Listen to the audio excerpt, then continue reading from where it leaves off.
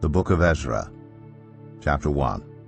In the first year of Cyrus, king of Persia, in order to fulfill the word of the Lord spoken by Jeremiah, the Lord moved the heart of Cyrus, king of Persia, to make a proclamation throughout his realm, and also to put it in writing.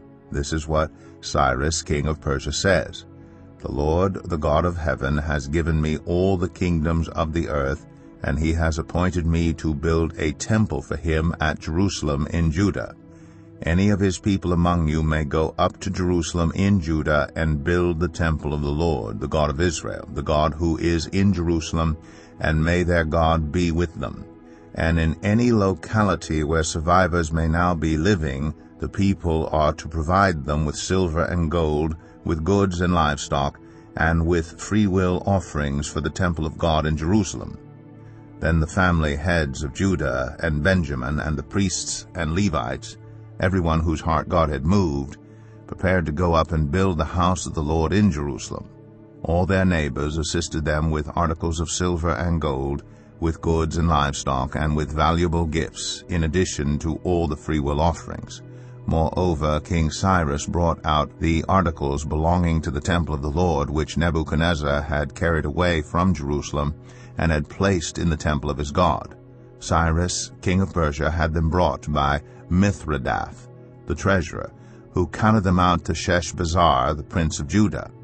This was the inventory: gold dishes 30, silver dishes 1,000, silver pans 29, gold bowls 30, matching silver bowls 410, other articles 1,000.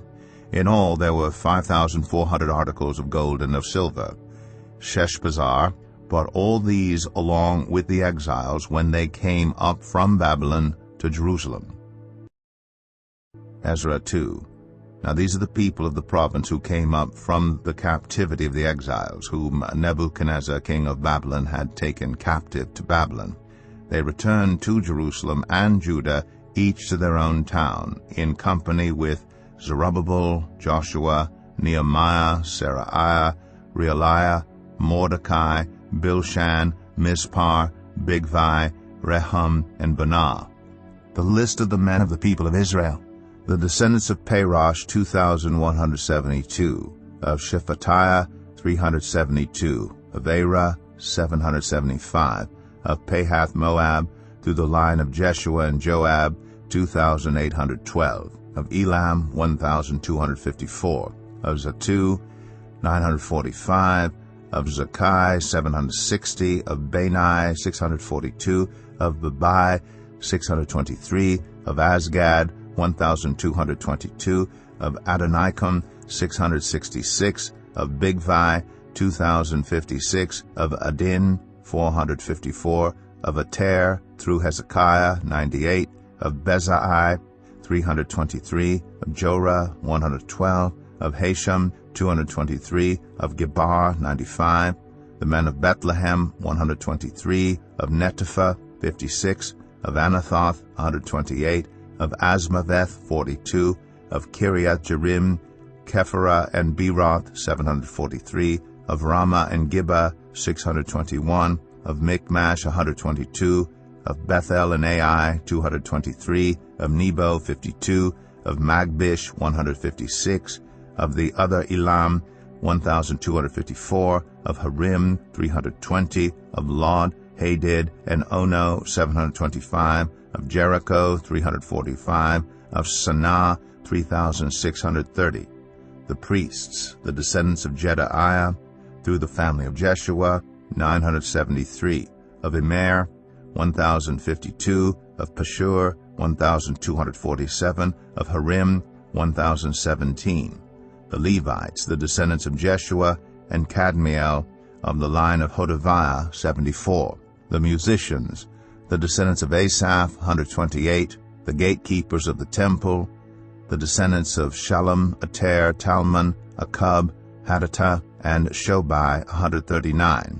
The temple servants, the descendants of Zihah, Hasupha, Tabaoth, Keros, Siaha, Padon, Lebanah, Hagabah, Akub, Hagab, Shalmai, Hanan, Gedel, Gehar, Reaiah, Rezin, Nekoda, Gazam, Uzzah, Paseah, Besai, Asna, Meunim, Nephosim, Bakbuk, Hakupha, Hahar, Bazluth, Mahida, Harsha, Barkos, Sisera, Tema, Nezaiah, and Hatipha.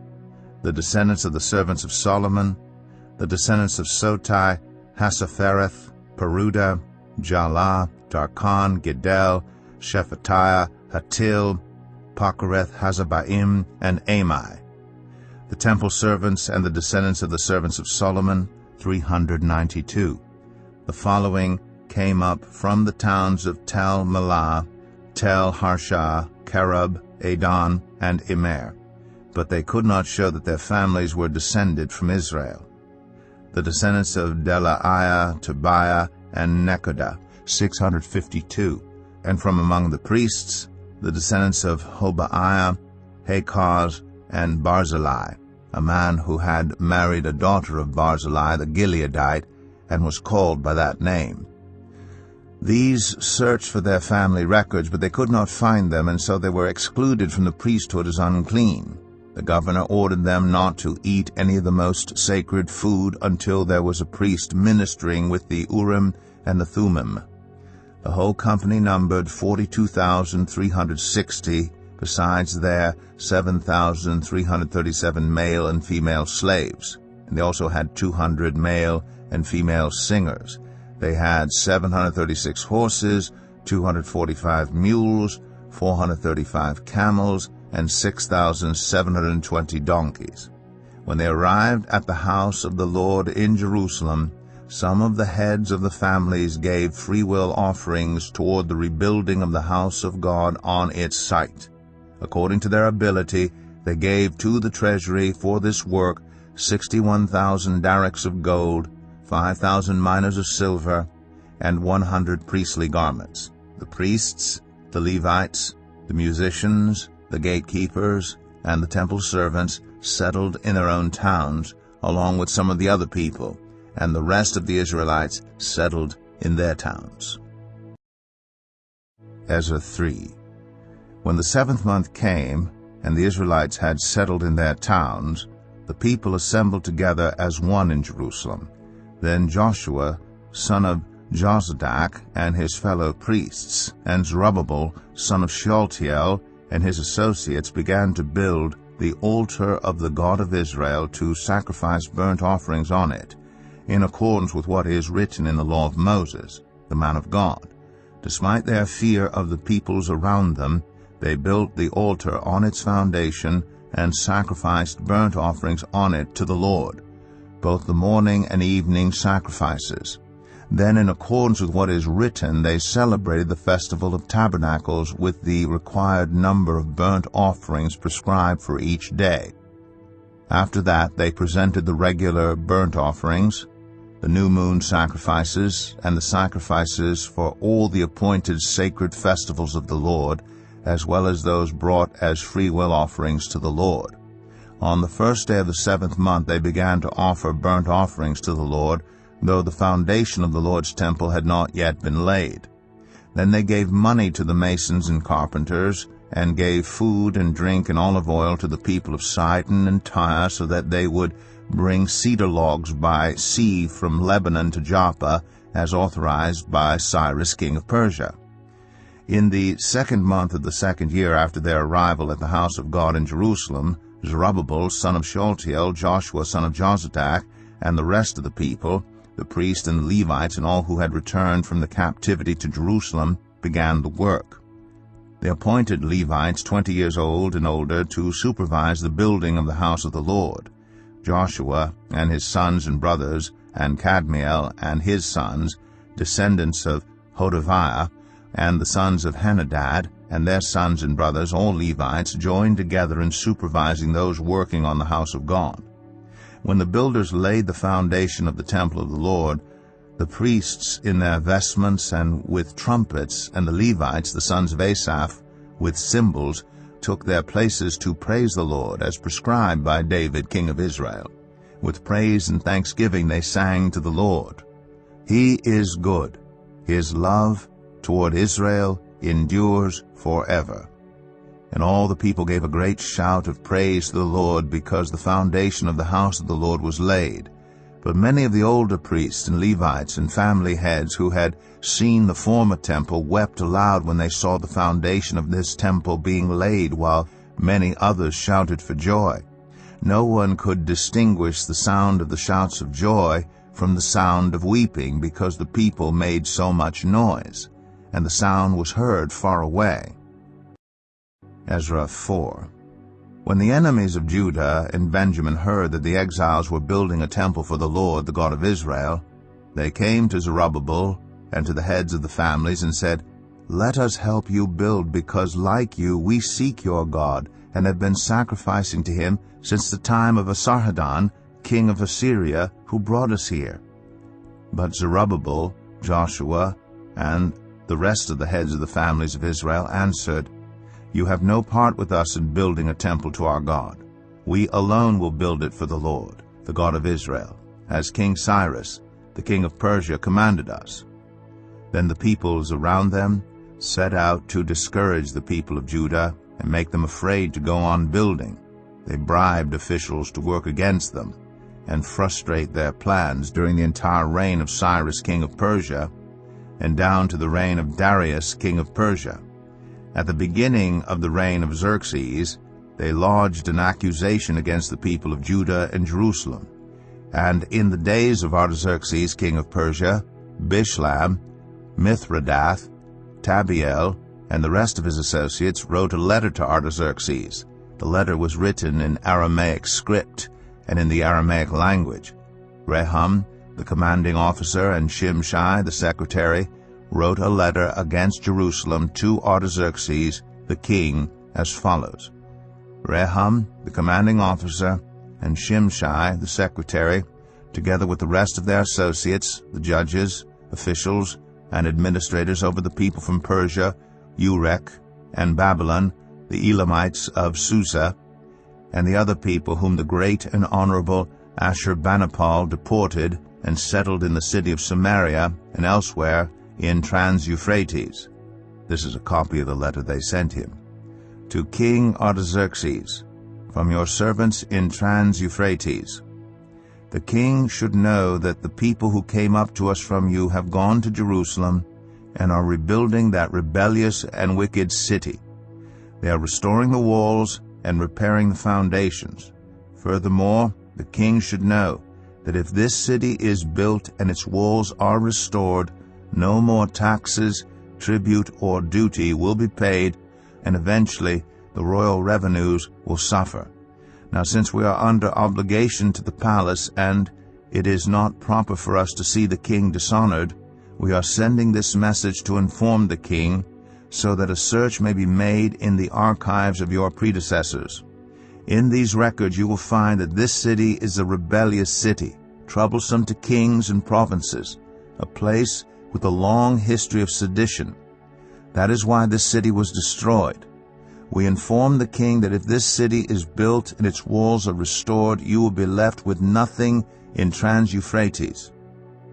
The king sent this reply to Rehum, the commanding officer, Shimshai the secretary, and the rest of their associates living in Samaria and elsewhere in Trans-Euphrates. Greetings. The letter you sent us has been read and translated in my presence. I issued an order, and a search was made, and it was found that this city has a long history of revolt against kings and has been a place of rebellion and sedition. Jerusalem has had powerful kings ruling over the whole of Trans-Euphrates, and taxes, tribute, and duty were paid to them. Now issue an order to these men to stop work, so that this city will not be rebuilt until I so order. Be careful not to neglect this matter. Why let this threat grow to the detriment of the royal interests? As soon as the copy of the letter of King Artaxerxes was read to Rehum and Shimshai the secretary and their associates, they went immediately to the Jews in Jerusalem and compelled them by force to stop. Thus the work on the house of God in Jerusalem came to a standstill until the second year of the reign of Darius, king of Persia. Ezra 5. Now Haggai the prophet and Zechariah the prophet, a descendant of Iddo, prophesied to the Jews in Judah and Jerusalem in the name of the God of Israel, who was over them. Then Zerubbabel son of Shealtiel and Joshua son of Jozadak set to work to rebuild the house of God in Jerusalem, and the prophets of God were with them, supporting them. At that time Tattenai, governor of Trans-Euphrates, and Shethar-Bozenai and their associates went to them and asked, "Who authorized you to rebuild this temple and to finish it?" They also asked, "What are the names of those who are constructing this building?" But the eye of their God was watching over the elders of the Jews, and they were not stopped until a report could go to Darius, and his written reply be received. This is a copy of the letter that Tattenai, governor of Trans-Euphrates, and Shethar-Bozenai, and their associates, the officials of Trans-Euphrates, sent to King Darius. The report they sent him read as follows: To King Darius, cordial greetings. The king should know that we went to the district of Judah to the temple of the great God. The people are building it with large stones and placing the timbers in the walls. The work is being carried on with diligence and is making rapid progress under their direction. We questioned the elders and asked them, "Who authorized you to rebuild this temple and to finish it?" We also asked them their names so that we could write down the names of their leaders for your information. This is the answer they gave us: "We are the servants of the God of heaven and earth, and we are rebuilding the temple that was built many years ago, one that a great king of Israel built and finished. But because our ancestors angered the God of heaven, he gave them into the hands of Nebuchadnezzar the Chaldean, king of Babylon, who destroyed this temple and deported the people to Babylon. However, in the first year of Cyrus, king of Babylon, King Cyrus issued a decree to rebuild this house of God. He even removed from the temple of Babylon the gold and silver articles of the house of God which Nebuchadnezzar had taken from the temple in Jerusalem and brought to the temple in Babylon. Then King Cyrus gave them to a man named Sheshbazzar, whom he had appointed governor. And he told him, "Take these articles and go and deposit them in the temple in Jerusalem, and rebuild the house of God on its site." So this Sheshbazzar came and laid the foundations of the house of God in Jerusalem. From that day to the present it has been under construction, but is not yet finished. Now, if it pleases the king, let a search be made in the royal archives of Babylon to see if King Cyrus did in fact issue a decree to rebuild this house of God in Jerusalem. Then let the king send us his decision in this matter. Ezra 6. King Darius then issued an order, and they searched in the archives stored in the treasury at Babylon. A scroll was found in the citadel of Ecbatana in the province of Media, and this was written on it: Memorandum. In the first year of King Cyrus, the king issued a decree concerning the temple of God in Jerusalem. Let the temple be rebuilt as a place to present sacrifices, and let its foundations be laid. It is to be 60 cubits high and 60 cubits wide, with 3 courses of large stones and 1 of timbers. The costs are to be paid by the royal treasury. Also the gold and silver articles of the house of God, which Nebuchadnezzar took from the temple in Jerusalem and brought to Babylon, are to be returned to their places in the temple in Jerusalem. They are to be deposited in the house of God. Now then, Tattenai, governor of Trans-Euphrates, and Shethar-Bozenai, and you other officials of that province, stay away from there. Do not interfere with the work on this temple of God. Let the governor of the Jews and the Jewish elders rebuild this house of God on its site. Moreover, I hereby decree what you are to do for these elders of the Jews in the construction of this house of God. Their expenses are to be fully paid out of the royal treasury from the revenues of Trans-Euphrates, so that the work will not stop. Whatever is needed, young bulls, rams, male lambs for burnt offerings to the God of heaven, and wheat, salt, wine, and olive oil, as requested by the priests in Jerusalem, must be given them daily without fail, so that they may offer sacrifices pleasing to the God of heaven, and pray for the well-being of the king and his sons. Furthermore, I decree that if anyone defies this edict, a beam is to be pulled from their house, and they are to be impaled on it. And for this crime their house is to be made a pile of rubble. May God, who has caused his name to dwell there, overthrow any king or people who lifts a hand to change this decree or to destroy this temple in Jerusalem.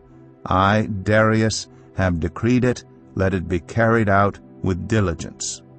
Then, because of the decree King Darius had sent, Tattenai, governor of Trans-Euphrates, and Shethar-Bozenai and their associates carried it out with diligence. So the elders of the Jews continued to build and prosper under the preaching of Haggai the prophet and Zechariah, a descendant of Iddo. They finished building the temple according to the command of the God of Israel and the decrees of Cyrus, Darius, and Artaxerxes, kings of Persia. The temple was completed on the 3rd day of the month Adar, in the 6th year of the reign of King Darius. Then the people of Israel, the priests, the Levites, and the rest of the exiles, celebrated the dedication of the house of God with joy. For the dedication of this house of God, they offered 100 bulls, 200 rams, 400 male lambs, and as a sin offering for all Israel, 12 male goats, one for each of the tribes of Israel. And they installed the priests in their divisions and the Levites in their groups for the service of God at Jerusalem, according to what is written in the book of Moses. On the 14th day of the 1st month, the exiles celebrated the Passover. The priests and Levites had purified themselves and were all ceremonially clean. The Levites slaughtered the Passover lamb for all the exiles, for their relatives, the priests, and for themselves. So the Israelites who had returned from the exile ate it, together with all who had separated themselves from the unclean practices of their Gentile neighbors, in order to seek the Lord, the God of Israel. For 7 days they celebrated with joy the festival of unleavened bread, because the Lord had filled them with joy by changing the attitude of the king of Assyria, so that he assisted them in the work on the house of God, the God of Israel. Ezra 7. After these things, during the reign of Artaxerxes, king of Persia, Ezra, son of Seraiah, the son of Azariah, the son of Hilkiah, the son of Shallum, the son of Zadok, the son of Ahitub, the son of Amariah, the son of Azariah, the son of Moriath, the son of Zerahiah, the son of Uzai, the son of Bukai, the son of Abishua, the son of Phinehas, the son of Eleazar, the son of Aaron the chief priest. This Ezra came up from Babylon. He was a teacher well versed in the law of Moses, which the Lord the God of Israel had given. The king had granted him everything he asked, for the hand of the Lord his God was on him. Some of the Israelites, including priests, Levites, musicians, gatekeepers, and temple servants, also came up to Jerusalem in the 7th year of King Artaxerxes. Ezra arrived in Jerusalem in the 5th month of the 7th year of the king.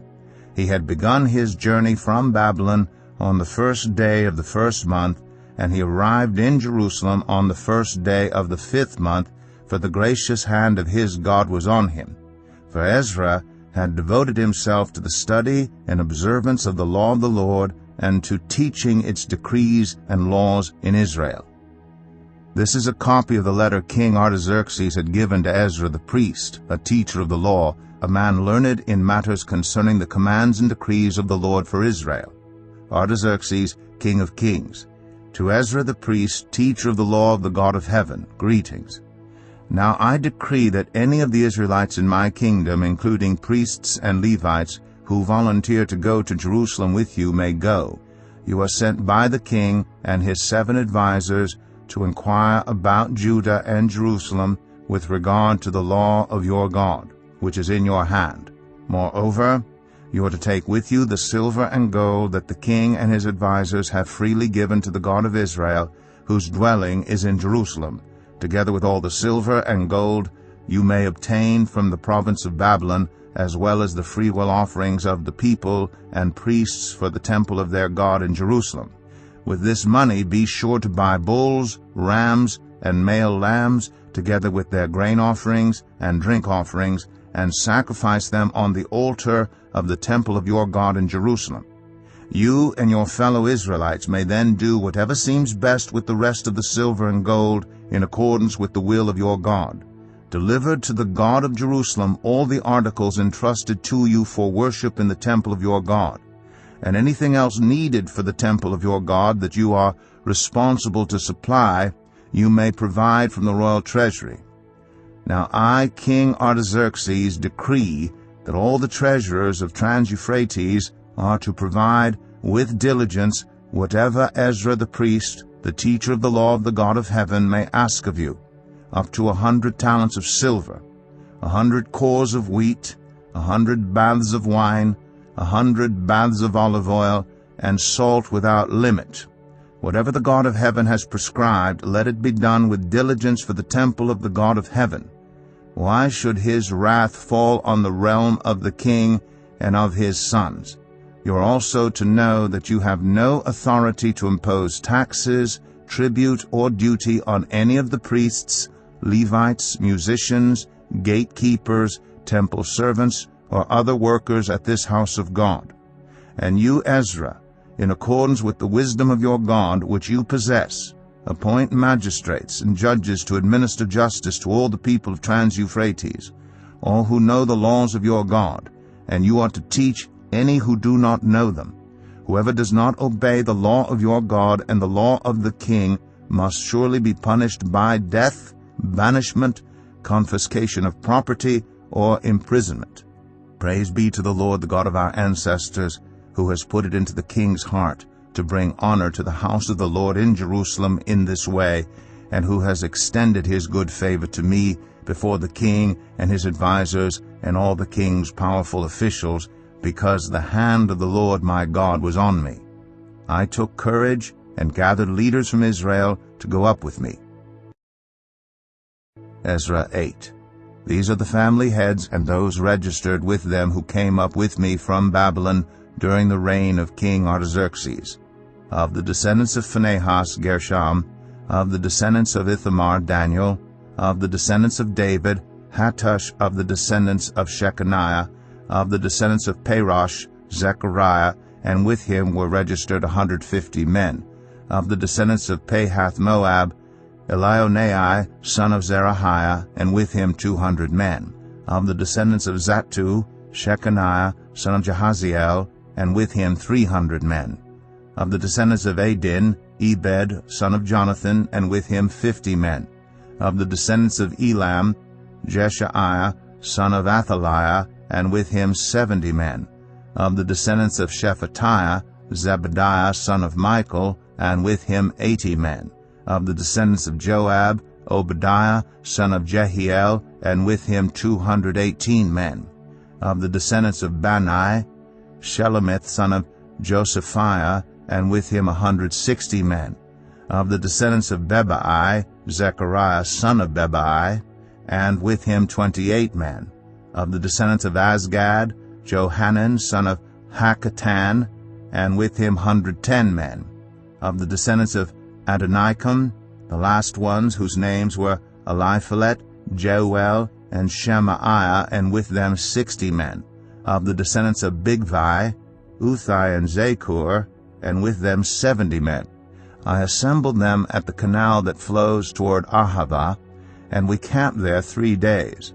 When I checked among the people and the priests, I found no Levites there. So I summoned Eleazar, Ariel, Shemaiah, Elnathan, Jarib, Elnathan, Nathan, Zechariah, and Meshullam, who were leaders, and Joiarib, and Elnathan, who were men of learning, and I ordered them to go to Iddo, the leader in Casiphia. I told them what to say to Iddo and his fellow Levites, the temple servants in Casiphia, so that they might bring attendance to us for the house of our God, because the gracious hand of our God was on us. They brought us Sherebiah, a capable man, from the descendants of Malai, son of Levi, the son of Israel, and Sherebiah's sons and brothers, 18 in all, and Hashabiah, together with Jeshaiah, from the descendants of Merari, and his brothers and nephews, 20 in all. They also brought 220 of the temple servants, a body that David and the officials had established to assist the Levites. All were registered by name. There, by the Ahava Canal, I proclaimed a fast, so that we might humble ourselves before our God, and ask him for a safe journey for us and our children with all our possessions. I was ashamed to ask the king for soldiers and horsemen to protect us from enemies on the road, because we had told the king, "The gracious hand of our God is on every one who looks to him, but his great anger is against all who forsake him." So we fasted and petitioned our God about this, and he answered our prayer. Then I set apart 12 of the leading priests, namely Sherebiah, Hashabiah, and 10 of their brothers, and I weighed out to them the offering of silver and gold, and the articles that the king, his advisers, his officials, and all Israel present there had donated for the house of our God. I weighed out to them 650 talents of silver, silver articles weighing 100 talents, 100 talents of gold, 20 bowls of gold valued at 1,000 darics, and 2 fine articles of polished bronze as precious as gold. I said to them, "You as well as these articles are consecrated to the Lord.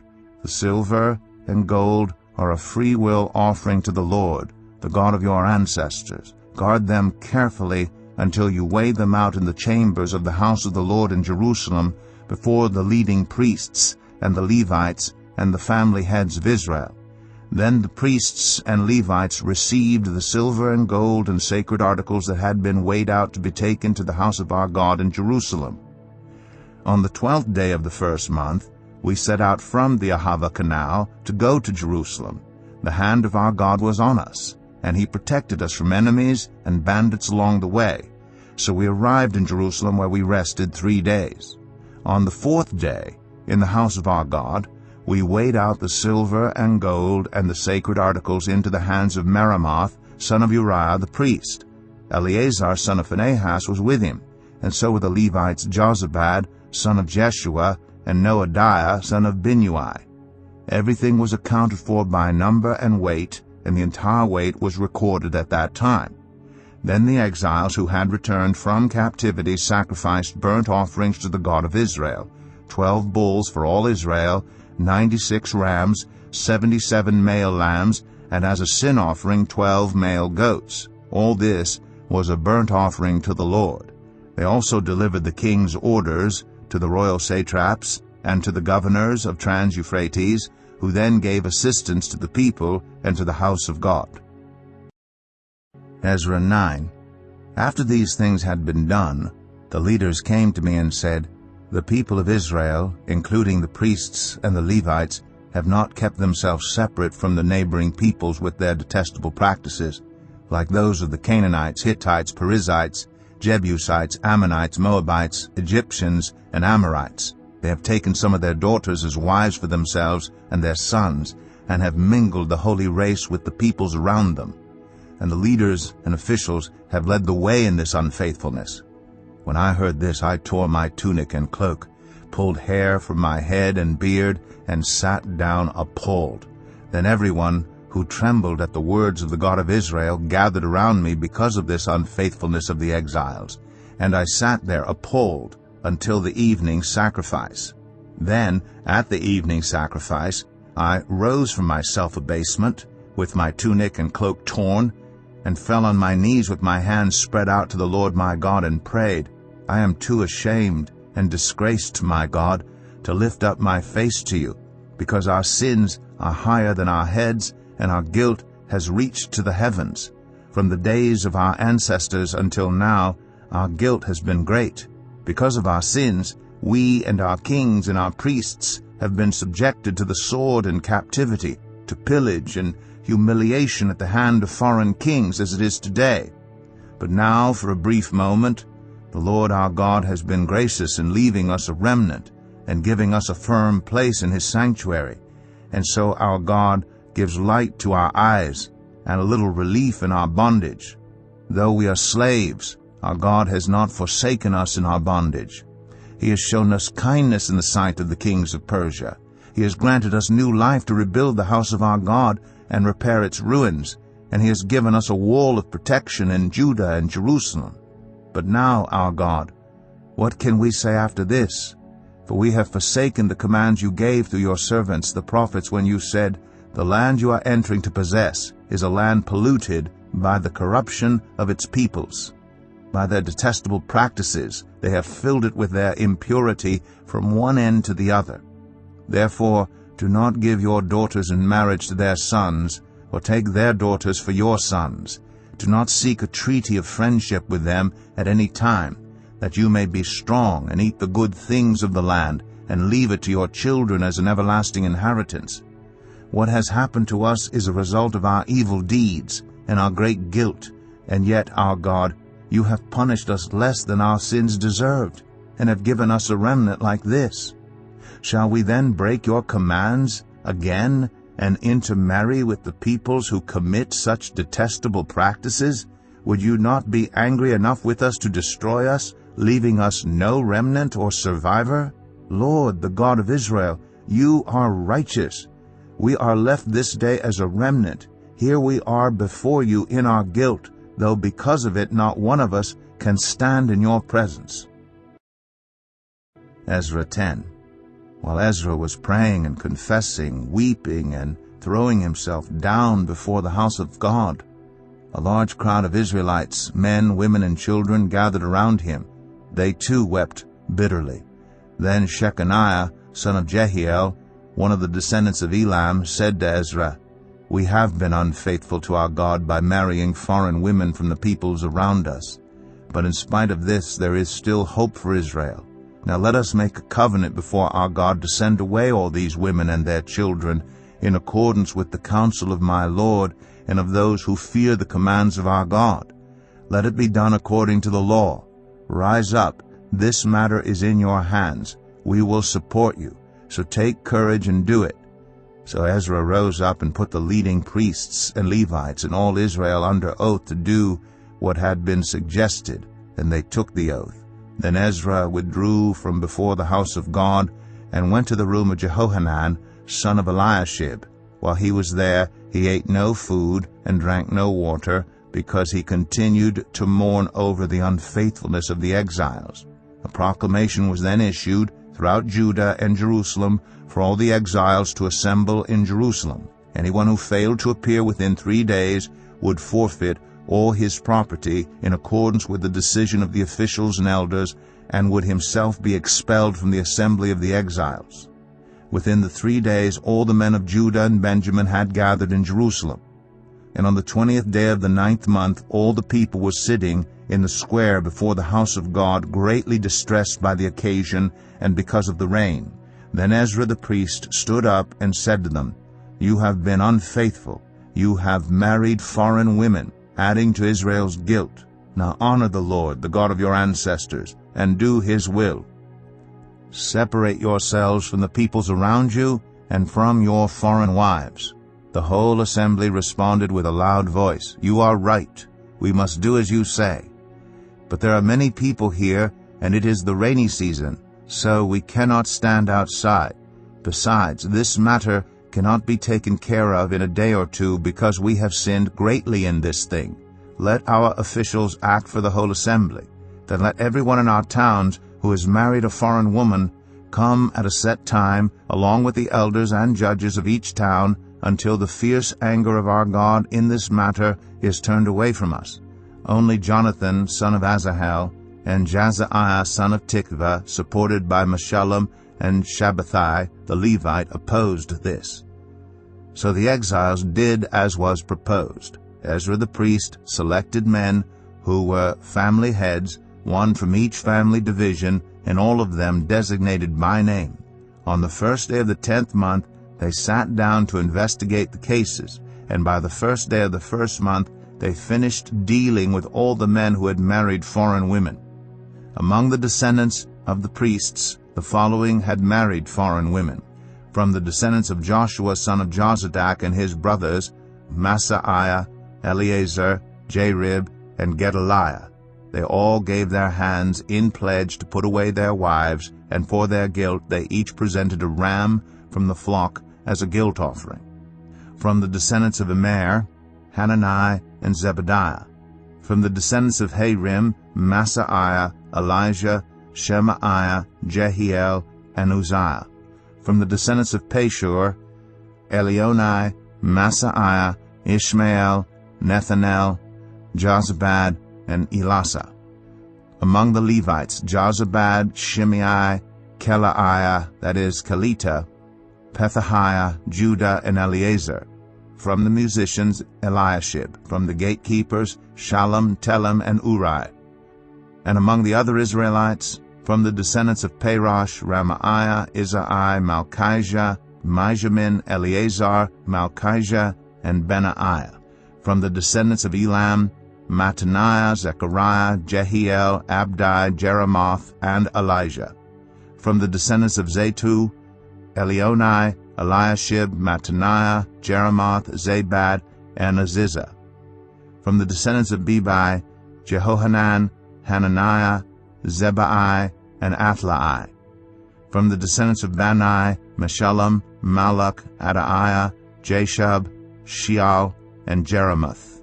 From the descendants of Pahath Moab, Adnah, Kelal, Benaiah, Masaiah, Mattaniah, Bezalel, Binui, and Manasseh. From the descendants of Harim, Eleazar, Ashijah, Malchijah, Shemaiah, Shimeon, Benjamin, Malach, and Shemariah. From the descendants of Hashem, Mattaniah, Mattata, Zabad, Eliphalet, Jeremiah, Manasseh, and Shimei. From the descendants of Bani, Maddai, Amram, Uel, Benaiah, Bedaiah, Keluhi, Vanaiah, Meremoth, Eliashib, Mattaniah, Mattanai, and Jesu. From the descendants of Binui, Shimei, Shelemiah, Nathan, Adaiah, Machnadabiah, Shashai, Sharai, Azarel, Shelemiah, Shemariah, Shallum, Amariah, and Joseph. From the descendants of Nebo, Jeiel, Mattathiah, Zabad, Zebina, Jaddai, Joel, and Benaiah. All these had married foreign women, and some of them had children by these wives.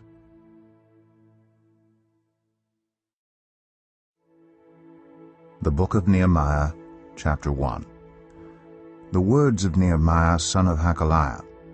In the month of Kislev, in the 20th year, while I was in the citadel of Susa, Hanani, one of my brothers, came from Judah with some other men, and I questioned them about the Jewish remnant that had survived the exile, and also about Jerusalem. They said to me, "Those who survived the exile and are back in the province are in great trouble and disgrace. The wall of Jerusalem is broken down, and its gates have been burned with fire." When I heard these things, I sat down and wept. For some days I'd mourned and fasted and prayed before the God of heaven. Then I said, "Lord, the God of heaven, the great and awesome God, who keeps his covenant of love with those who love him and keep his commandments, let your ear be attentive and your eyes open to hear the prayer your servant is praying before you day and night for your servants, the people of Israel. I confess the sins we Israelites, including myself and my father's family, have committed against you. We have acted very wickedly toward you. We have not obeyed the commands, decrees, and laws you gave your servant Moses. Remember the instruction you gave your servant Moses, saying, 'If you are unfaithful, I will scatter you among the nations. But if you return to me and obey my commands, then even if your exiled people are at the farthest horizon, I will gather them from there and bring them to the place I have chosen as a dwelling for my name. They are your servants and your people, whom you redeemed by your great strength and your mighty hand. Lord, let your ear be attentive to the prayer of this your servant, and to the prayer of your servants who delight in revering your name. Give your servant success today by granting him favor in the presence of this man." I was cupbearer to the king. Nehemiah 2. In the month of Nisan, in the 20th year of King Artaxerxes, when wine was brought for him, I took the wine and gave it to the king.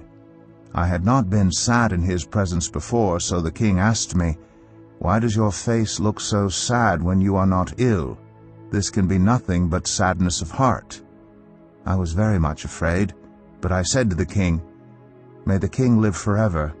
Why should my face not look sad when the city where my ancestors are buried lies in ruins, and its gates have been destroyed by fire?" The king said to me, "What is it you want?" Then I prayed to the God of heaven, and I answered the king, "If it pleases the king, and if your servant has found favor in his sight, let him send me to the city in Judah where my ancestors are buried so that I can rebuild it." Then the king, with the queen sitting beside him, asked me, "How long will your journey take, and when will you get back?" It pleased the king to send me, so I set a time. I also said to him, "If it pleases the king, may I have letters to the governors of Trans-Euphrates so that they will provide me safe conduct until I arrive in Judah? And may I have a letter to Asaph, keeper of the royal park, so he will give me timber to make beams for the gates of the citadel by the temple, and for the city wall, and for the residence I will occupy." And because the gracious hand of my God was on me, the king granted my requests. So I went to the governors of Trans-Euphrates and gave them the king's letters. The king had also sent army officers and cavalry with me. When Sanballat the Horonite and Tobiah the Ammonite official heard about this, they were very much disturbed that someone had come to promote the welfare of the Israelites.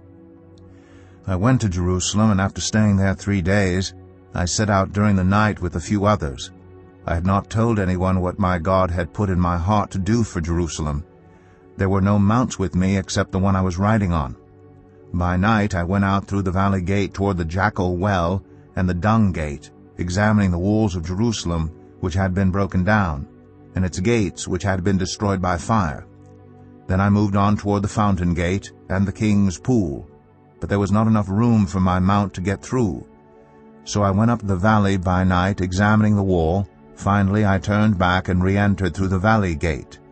The officials did not know where I had gone, or what I was doing, because as yet I had said nothing to the Jews, or the priests, or nobles, or officials, or any others who would be doing the work.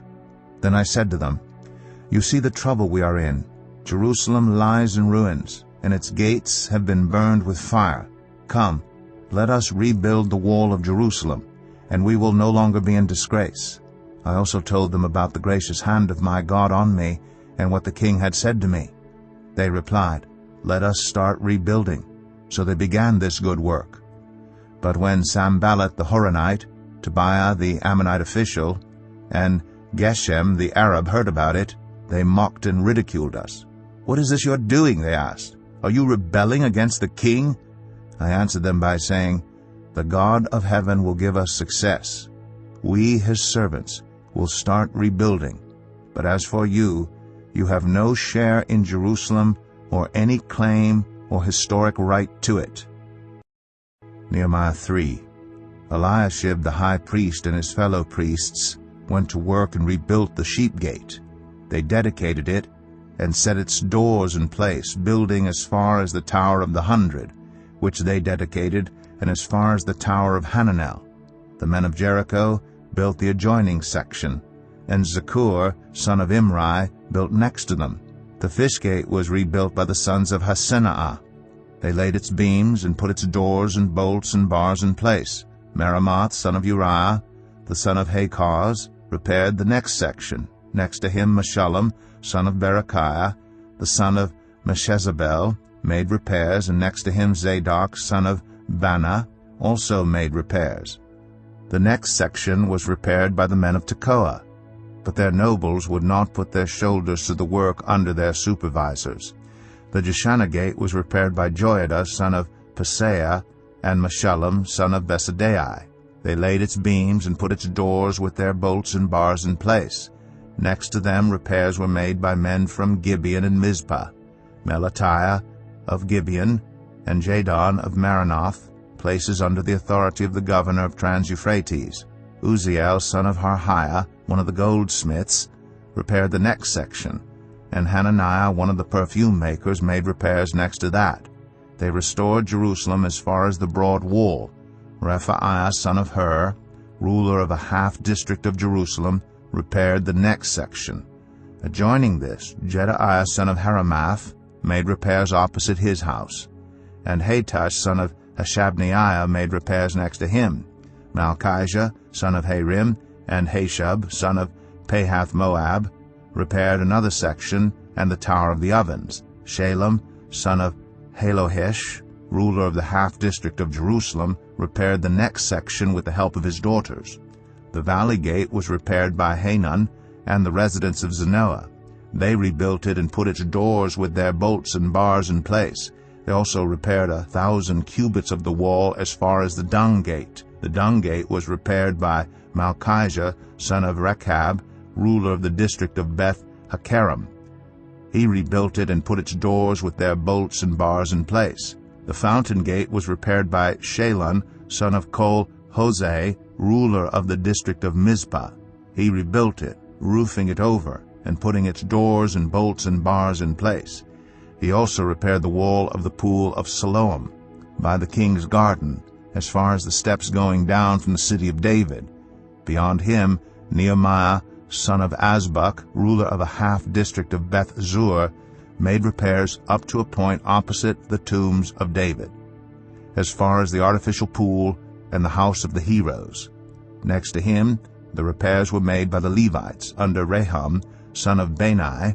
Beside him, Hashabiah, ruler of half the district of Keilah, carried out repairs for his district. Next to him, the repairs were made by their fellow Levites under Binnui son of Henadad, ruler of the other half-district of Keilah. Next to him, Ezra son of Jeshua, ruler of Mizpah, repaired another section, from a point facing the ascent to the armory as far as the angle of the wall.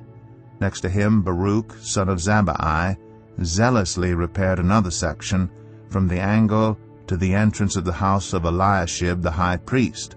Next to him, Meremoth son of Uriah, the son of Hakaz, repaired another section, from the entrance of Eliashib's house to the end of it.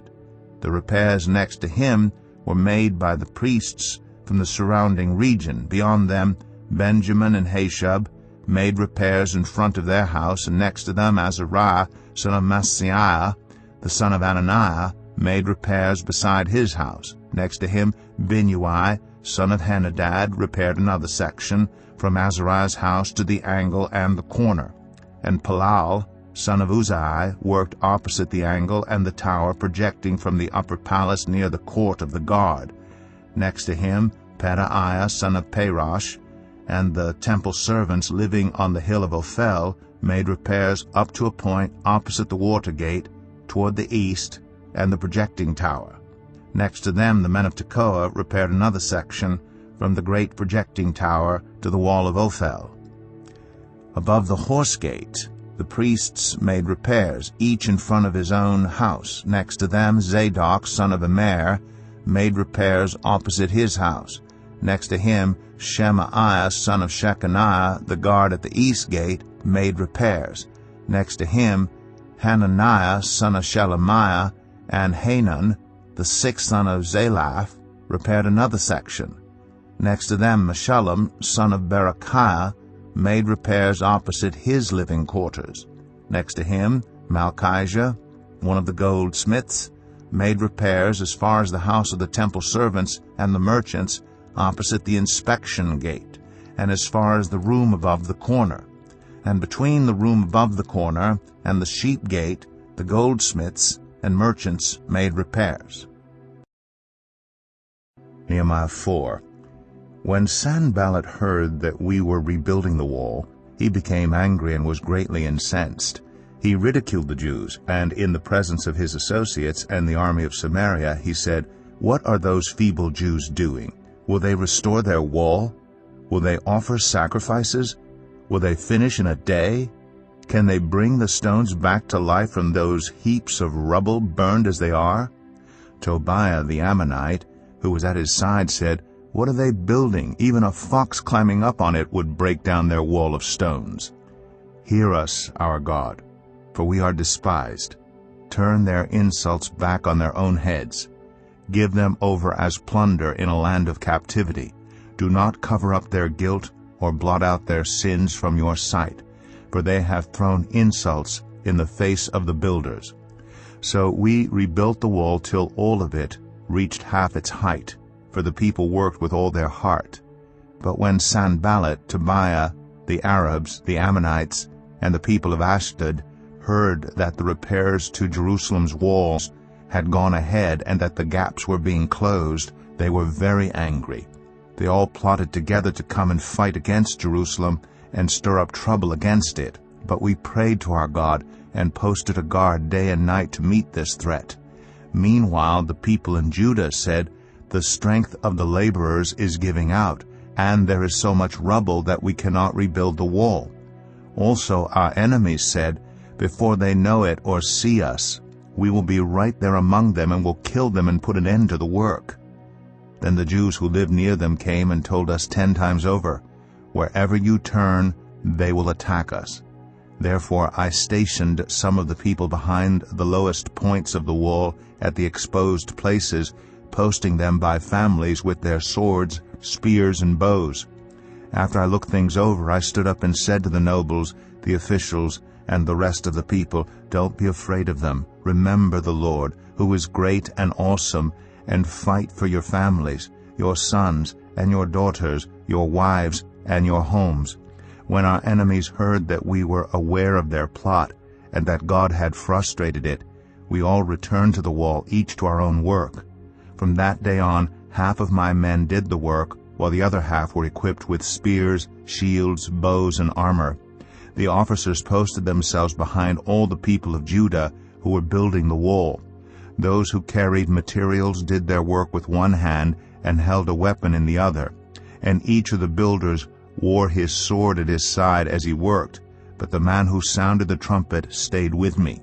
Then I said to the nobles, the officials, and the rest of the people, "The work is extensive and spread out, and we are widely separated from each other along the wall. Wherever you hear the sound of the trumpet, join us there. Our God will fight for us." So we continued the work, with half the men holding spears, from the first light of dawn till the stars came out. At that time I also said to the people, "Have every man and his helper stay inside Jerusalem at night, so they can serve us as guards by night and as workers by day. Neither I, nor my brothers, nor my men, nor the guards with me took off our clothes. Each had his weapon, even when he went for water." Nehemiah 5.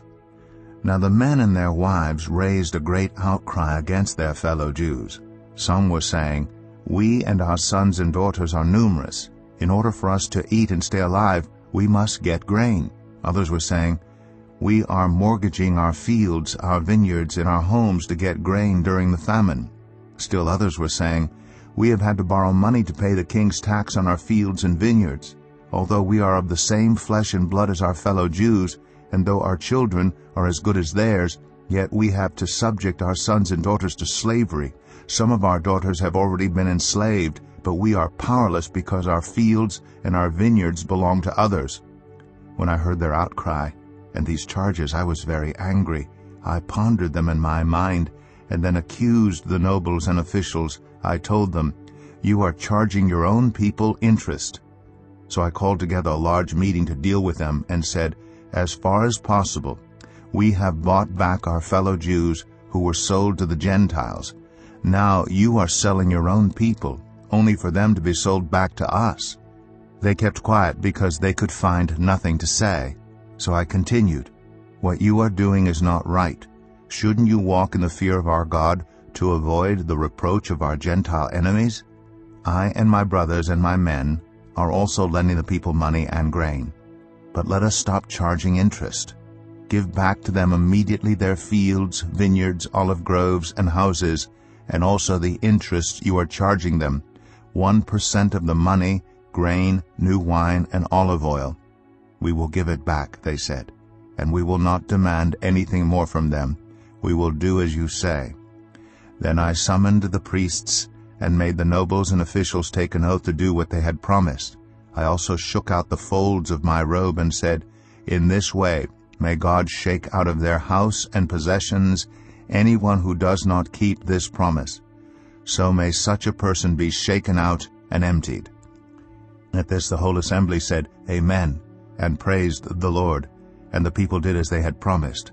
Moreover, from the 20th year of King Artaxerxes, when I was appointed to be their governor in the land of Judah, until his 32nd year, 12 years, neither I nor my brothers ate the food allotted to the governor. But the earlier governors, those preceding me, placed a heavy burden on the people and took 40 shekels of silver from them in addition to food and wine. Their assistants also lorded it over the people, but out of reverence for God I did not act like that. Instead, I devoted myself to the work on this wall. All my men were assembled there for the work. We did not acquire any land. Furthermore, 150 Jews and officials ate at my table, as well as those who came to us from the surrounding nations. Each day 1 ox, 6 choice sheep, and some poultry were prepared for me, and every 10 days an abundant supply of wine of all kinds. In spite of all this, I never demanded the food allotted to the governor, because the demands were heavy on these people. Remember me with favor, my God, for all I have done for these people. Nehemiah 6. When word came to Sanballat, Tobiah, Geshem the Arab, and the rest of our enemies, that I had rebuilt the wall, and not a gap was left in it, though up to that time I had not set the doors and the gates, Sanballat and Geshem sent me this message: "Come, let us meet together in one of the villages on the plain of Ono."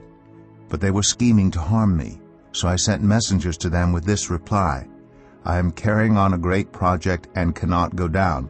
Why should the work stop while I leave it and go down to you?" 4 times they sent me the same message, and each time I gave them the same answer. Then the 5th time Sanballat sent his aide to me with the same message, and in his hand was an unsealed letter in which was written, "It is reported among the nations, and Geshem says it is true, that you and the Jews are plotting to revolt, and therefore you are building the wall. Moreover, according to these reports, you are about to become their king, and have even appointed prophets to make this proclamation about you in Jerusalem: There is a king in Judah. Now this report will get back to the king, so come, let us meet together." I sent him this reply: "Nothing like what you are saying is happening. You are just making it up out of your head." They were all trying to frighten us, thinking, "Their hands will get too weak for the work, and it will not be completed." But I prayed, "Now strengthen my hands." One day I went to the house of Shemaiah, son of Delaiah, the son of Mehetabel, who was shut in at his home. He said, "Let us meet in the house of God, inside the temple, and let us close the temple doors, because men are coming to kill you. By night they are coming to kill you." But I said, "Should a man like me run away? Or should someone like me go into the temple to save his life? I will not go." I realized that God had not sent him, but that he had prophesied against me, because Tobiah and Sanballat had hired him. He had been hired to intimidate me so that I would commit a sin by doing this, and then they would give me a bad name to discredit me. Remember Tobiah and Sanballat, my God, because of what they have done. Remember also the prophet Noadiah, and how she and the rest of the prophets had been trying to intimidate me. So the wall was completed on the 25th of Elul in 52 days. When all our enemies heard about this, all the surrounding nations were afraid and lost their self-confidence, because they realized that this work had been done with the help of our God. Also in those days, the nobles of Judah were sending many letters to Tobiah, and replies from Tobiah kept coming to them. For many in Judah were under oath to him, since he was son-in-law to Shechaniah, son of Ezra, and his son Jehohanan had married the daughter of Meshullam, son of Berechiah. Moreover, they kept reporting to me his good deeds, and then telling him what I said, and Tobiah sent letters to intimidate me. Nehemiah 7. After the wall had been rebuilt, and I had set the doors in place, the gatekeepers, the musicians, and the Levites were appointed. I put in charge of Jerusalem my brother Hanani, along with Hananiah the commander of the citadel, because he was a man of integrity and feared God more than most people do. I said to them, "The gates of Jerusalem are not to be opened until the sun is hot. While the gatekeepers are still on duty, have them shut the doors and bar them. Also appoint residents of Jerusalem as guards, some at their posts and some near their own houses." Now the city was large and spacious, but there were few people in it, and the houses had not yet been rebuilt. So my God put it into my heart to assemble the nobles, the officials, and the common people for registration by families. I found the genealogical record of those who had been the first to return. This is what I found written there. These are the people of the province who came up from captivity of the exiles whom Nebuchadnezzar king of Babylon had taken captive. They returned to Jerusalem and Judah, each to his own town, in company with Zerubbabel, Joshua, Nehemiah, Azariah, Ramaiah, Nahamani, Mordecai, Bilshan, Mispereth, Bigvai, Nahum, and Banah. The list of the men of Israel: the descendants of Parosh, 2,172, of Shephatiah, 372, of Era, 652, of Pahath Moab, through the line of Jeshua and Joab, 2,818, of Elam, 1,254, of Zatu, 845, of Zakai, 760, of Binui, 648, of Bebai, 628, of Asgad, 2,322, of Adonikam, 667, of Bigvai, 2,067, of Adin, 655, of Ater through Hezekiah, 98, of Hashem, 328, of Bezai, 324, of Hariph, 112, of Gibeon, 95, the men of Bethlehem and Netophah, 188, of Anathoth, 128, of Beth Asmaveth, 42, of Kiriath Jearim, Kephirah, and Beeroth, 743, of Ramah and Gibeah, 621, of Michmash, 122, of Bethel and Ai, 123, of the other Nebo, 52, of the other Elam, 1,254, of Harim, 320, of Jericho, 345, of Lod, Hadid, and Ono, 721, of Sanaa, 3,930. The priests: the descendants of Jedaiah through the family of Jeshua, 973, of Immer, 1,052, of Pashur, 1,247, of Harim, 1,017. The Levites: the descendants of Jeshua, through Kadmiel, through the line of Hodaviah, 74. The musicians: the descendants of Asaph, 148. The gatekeepers: the descendants of Shalom, Ater, Talmon, Akub, Haditah, and Shobai, 138. The temple servants: the descendants of Ziha, Hasapha, Tabaoth, Keros, Siah, Padon, Lebanah, Hagabah, Shalmai, Hanan, Gedel, Gehar, Reiah, Rezin, Nekoda, Gazam, Uzzah, Paseah, Besai, Meunim, Nephusim, Bakbuk, Hakapha, Harhur, Bazluth, Mehida, Harsha, Barkos, Sisera, Tema, Neziah, and Hatipha. The descendants of the servants of Solomon: the descendants of Sotai, Sophereth, Perida, Jala, Darkon, Gedel, Shephatiah, Hatil, Pokereth Hazabaim, and Ammon. The temple servants and the descendants of the servants of Solomon, 392. The following came up from the towns of Tel Melah, Tel Harsha, Kerub, Adon, and Immer, but they could not show that their families were descended from Israel. The descendants of Delaiah, Tobiah, and Nekoda, 642. And from among the priests, the descendants of Hobaiah, Hakaz, and Barzillai, a man who had married a daughter of Barzillai the Gileadite, and was called by that name. These searched for their family records, but they could not find them, so they were excluded from the priesthood as unclean. The governor, therefore, ordered them not to eat any of the most sacred food until there should be a priest ministering with the Urim and Thummim. The whole company numbered 42,360, besides their 7,337 male and female slaves, and they also had 245 male and female singers. There were 736 horses, 245 mules, 435 camels, and 6,720 donkeys. Some of the heads of the families contributed to the work. The governor gave to the treasury 1,000 darachs of gold, 50 bowls, and 530 garments for priests. Some of the heads of the families gave to the treasury for the work 20,000 darachs of gold and 2,200 minas of silver. The total given by the rest of the people was 20,000 darachs of gold, 2,000 minas of silver, and 67 garments for priests. The priests, the Levites, the gatekeepers, the musicians, and the temple servants, along with certain of the people and the rest of the Israelites, settled in their own towns.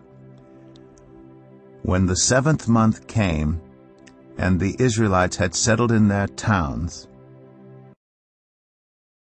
Nehemiah 8. All the people came together as one in the square before the water gate. They told Ezra the teacher of the law to bring out the book of the law of Moses, which the Lord had commanded for Israel. So on the first day of the 7th month, Ezra the priest brought the law before the assembly, which was made up of men and women, and all who were able to understand. He read it aloud from daybreak till noon, as he faced the square before the water gate in the presence of the men, women, and others who could understand. And all the people listened attentively to the book of the law. Ezra, the teacher of the law, stood on a high wooden platform built for the occasion. Beside him on his right stood Mattithiah, Shema, Ananiah, Uriah, Hilkiah, and Maaseiah. And on his left were Pedaiah, Mishael, Malchijah, Hashum, Hashbaddanah, Zechariah, and Meshullam. Ezra opened the book. All the people could see him because he was standing above them. And as he opened it, the people all stood up. Ezra praised the Lord, the great God, and all the people lifted their hands and responded, Amen, Amen. Then they bowed down and worshipped the Lord with their faces to the ground. The Levites, Jeshua, Bani, Sherebiah, Jamin, Akkub, Shabbathai, Hodiah, Messiah, Kelita, Azariah, Jozabad, Hanan, and Pelaiah, instructed the people in the law while the people were standing there. They read from the book of the law of God, making it clear and giving the meaning so that the people understood what was being read. Then Nehemiah the governor, Ezra the priest and teacher of the law, and the Levites who were instructing the people said to them all, This day is holy to the Lord your God. Do not mourn or weep. For all the people had been weeping as they listened to the words of the law. Nehemiah said, Go and enjoy choice food and sweet drinks, and send some to those who have nothing prepared. This day is holy to our Lord. Do not grieve, for the joy of the Lord is your strength. The Levites calmed all the people, saying, Be still, for this is a holy day. Do not grieve. Then all the people went away to eat and drink, to send portions of food, and to celebrate with great joy, because they now understood the words that had been made known to them. On the 2nd day of the month, the heads of all the families, along with the priests and the Levites, gathered around Ezra the teacher to give attention to the words of the law. They found written in the law, which the Lord had commanded through Moses, that the Israelites were to live in temporary shelters during the festival of the 7th month, and that they should proclaim this word and spread it throughout their towns and in Jerusalem. Go out into the hill country and bring back branches from olive and wild olive trees, and from myrtles, palms, and shade trees, to make temporary shelters, as it is written. So the people went out and brought back branches and built themselves temporary shelters on their own roofs, in their courtyards, in the courts of the house of God, and in the square by the water gate, and the one by the gate of Ephraim. The whole company that had returned from exile built temporary shelters and lived in them. From the days of Joshua son of Nun until that day, the Israelites had not celebrated it like this, and their joy was very great. Day after day, from the first day to the last, Ezra read from the book of the law of God. They celebrated the festival for 7 days, and on the 8th day, in accordance with the regulation, there was an assembly. Nehemiah 9. On the 24th day of the same month, the Israelites gathered together, fasting and wearing sackcloth, and putting dust on their heads. Those of Israelite descent had separated themselves from all foreigners. They stood in their places and confessed their sins and the sins of their ancestors. They stood where they were and read from the book of the law of the Lord their God for a quarter of the day, and spent another quarter in confession and in worshiping the Lord their God.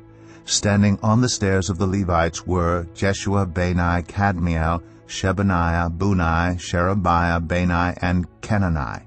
They cried out with loud voices to the Lord their God, and the Levites, Jeshua, Kadmiel, Bani, Hashabniah, Sherebiah, Hodiah, Shebaniah, and Pethahiah said, Stand up and praise the Lord your God, who is from everlasting to everlasting. Blessed be your glorious name, and may it be exalted above all blessing and praise. You alone are the Lord. You made the heavens, even the highest heavens, and all their starry host, the earth and all that is on it, the seas and all that is in them. You give life to everything, and the multitudes of heaven worship you. You are the Lord God who chose Abram, and brought him out of Ur of the Chaldeans, and named him Abraham. You found his heart faithful to you, and you made a covenant with him to give to his descendants the land of the Canaanites, Hittites, Amorites, Perizzites, Jebusites, and Girgashites. You have kept your promise because you are righteous. You saw the suffering of our ancestors in Egypt. You heard their cry at the Red Sea. You sent signs and wonders against Pharaoh, against all his officials, and all the people of his land, for you knew how arrogantly the Egyptians treated them. You made a name for yourself which remains to this day. You divided the sea before them so that they passed through it on dry ground, but you hurled their pursuers into the depths like a stone into mighty waters. By day you led them with a pillar of cloud, and by night with a pillar of fire to give them light on the way they were to take. You came down on Mount Sinai. You spoke to them from heaven. You gave them regulations and laws that are just and right, and decrees and commands that are good. You made known to them your holy Sabbath, and gave them commands, decrees, and laws through your servant Moses.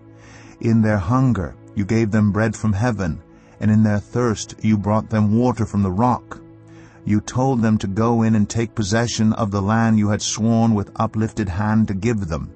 But they, our ancestors, became arrogant and stiff-necked, and they did not obey your commands. They refused to listen and failed to remember the miracles you performed among them. They became stiff-necked, and in their rebellion appointed a leader in order to return to their slavery. But you are a forgiving God, gracious and compassionate, slow to anger and abounding in love. Therefore you did not desert them, even when they cast for themselves an image of a calf and said, This is your God, who brought you up out of Egypt, or when they committed awful blasphemies. Because of your great compassion, you did not abandon them in the wilderness. By day the pillar of cloud did not fail to guide them on their path, nor the pillar of fire by night to shine on the way they were to take. You gave your good spirit to instruct them. You did not withhold your manna from their mouths, and you gave them water for their thirst. For 40 years you sustained them in the wilderness. They lacked nothing. Their clothes did not wear out, nor did their feet become swollen. You gave them kingdoms and nations, allotting to them even the remotest frontiers. They took over the country of Sihon, king of Heshbon, and the country of Og, king of Bashan. You made their children as numerous as the stars in the sky, and you brought them into the land that you told their parents to enter and possess. Their children went in and took possession of the land. You subdued before them the Canaanites who lived in the land. You gave the Canaanites into their hands along with their kings and the peoples of the land to deal with them as they pleased. They captured fortified cities and fertile land. They took possession of houses filled with all kinds of good things, wells already dug, vineyards, olive groves, and fruit trees in abundance. They ate to the full and were well nourished. They reveled in your great goodness. But they were disobedient and rebelled against you. They turned their backs on your law. They killed your prophets, who had warned them in order to turn them back to you. They committed awful blasphemies. So you delivered them into the hands of their enemies who oppressed them. But when they were oppressed, they cried out to you. From heaven you heard them, and in your great compassion you gave them deliverers, who rescued them from the hand of their enemies. But as soon as they were at rest, they again did what was evil in your sight. Then you abandoned them to the hand of their enemies so that they ruled over them. And when they cried out to you again, you heard from heaven, and in your compassion you delivered them time after time. You warned them in order to turn them back to your law. But they became arrogant and disobeyed your commands. They sinned against your ordinances, of which you said, "The person who obeys them will live by them." Stubbornly they turned their backs on you, became stiff-necked, and refused to listen. For many years you were patient with them. By your Spirit you warned them through your prophets, yet they paid no attention, so you gave them into the hands of the neighboring peoples. But in your great mercy you did not put an end to them or abandon them, for you are a gracious and merciful God. Now therefore our God, the great God, mighty and awesome, who keeps his covenant of love, do not let all this hardship seem trifling in your eyes, the hardship that has come on us, on our kings and leaders, on our priests and prophets, on our ancestors and all your people, from the days of the kings of Assyria until today. In all that has happened to us, you have remained righteous, you have acted faithfully, while we acted wickedly. Our kings, our leaders, our priests, and our ancestors did not follow your law. They did not pay attention to your commands or the statutes you warned them to keep. Even while they were in their kingdom, enjoying your great goodness to them in the spacious and fertile land you gave them, they did not serve you or turn from their evil ways. But see, we are slaves today, slaves in the land you gave our ancestors so they could eat its fruit and the other good things it produces. Because of our sins, its abundant harvest goes to the kings you have placed over us. They rule over our bodies and our cattle as they please. We are in great distress. In view of all this, we are making a binding agreement, putting it in writing, and our leaders, our Levites, and our priests are affixing their seals to it. Nehemiah 10. Those who sealed it were Nehemiah the governor, the son of Hakaliah, Zedekiah, Seraiah, Azariah, Jeremiah, Pashur, Amariah, Malchijah, Hatush, Shebaniah, Malach, Harim, Merimoth, Obadiah, Daniel, Ginathan, Baruch, Meshullam, Abijah, Mijamin, Maziah, Bilgai, and Shemaiah. These were the priests. The Levites, Jeshua, son of Azaniah, Binnui, of the sons of Henadad, Kadmiel, and their associates, Shebaniah, Hodiah, Kelita, Pelaiah, Hanan, Micah, Rehob, Hashabiah, Zakur, Sherebiah, Shebaniah, Hodiah, Bani, and Beninu. The leaders of the people, Parosh, Pahath-Moab, Elam, Zatu, Bani, Bunai, Asgad, Bebai, Adonijah, Bigvai, Adin, Ater, Hezekiah, Azor, Hodiah, Hashem, Bezai, Hariph, Anathoth, Nebai, Magpiash, Meshullam, Hazur, Meshezabel, Zadok, Jaddua, Pelatiah, Hanan, Ananiah, Hoshea, Hananiah, Hashub, Halohesh, Pilha, Shobek, Rehum, Hashabna, Maaseiah, Ahiah, Hanan, Anan, Maluk, Harim, and Banah. The rest of the people, priests, Levites, gatekeepers, musicians, temple servants, and all who separated themselves from the neighboring peoples for the sake of the law of God, together with their wives and all their sons and daughters who were able to understand. All these now join their fellow Israelites, the nobles, and bind themselves with a curse and an oath to follow the law of God given through Moses, the servant of God, and to obey carefully all the commands, regulations, and decrees of the Lord our Lord. We promise not to give our daughters in marriage to the peoples around us, or take their daughters for our sons. When the neighboring peoples bring merchandise or grain to sell on the Sabbath, we will not buy from them on the Sabbath or on any holy day. Every 7th year we will forego working the land and will cancel all debts.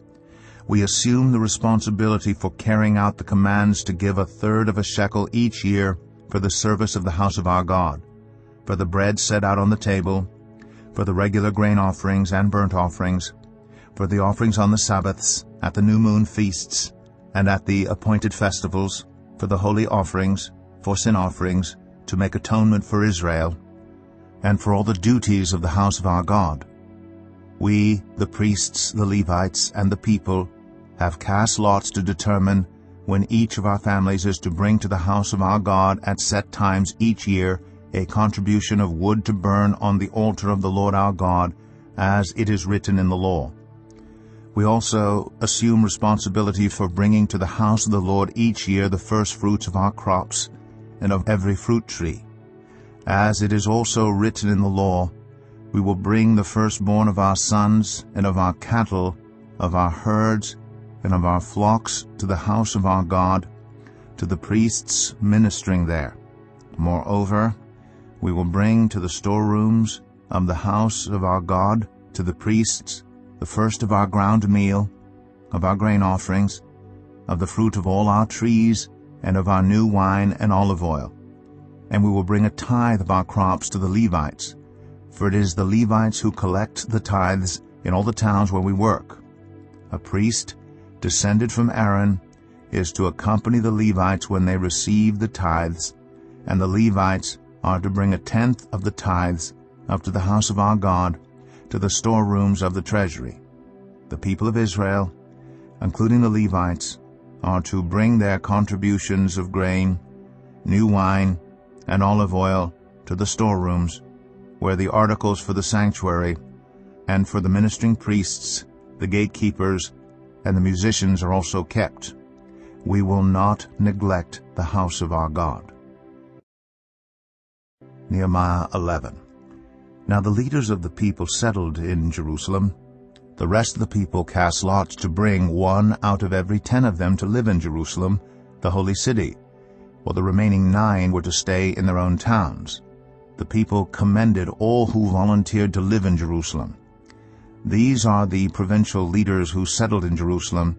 Now some Israelites, priests, Levites, temple servants, and descendants of Solomon's servants lived in the towns of Judah, each on their own property, in the various towns, while other people from both Judah and Benjamin lived in Jerusalem.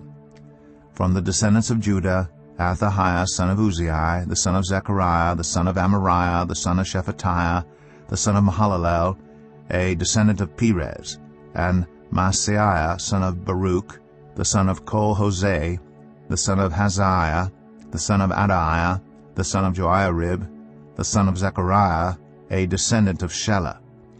The descendants of Perez who lived in Jerusalem totaled 468 men of standing.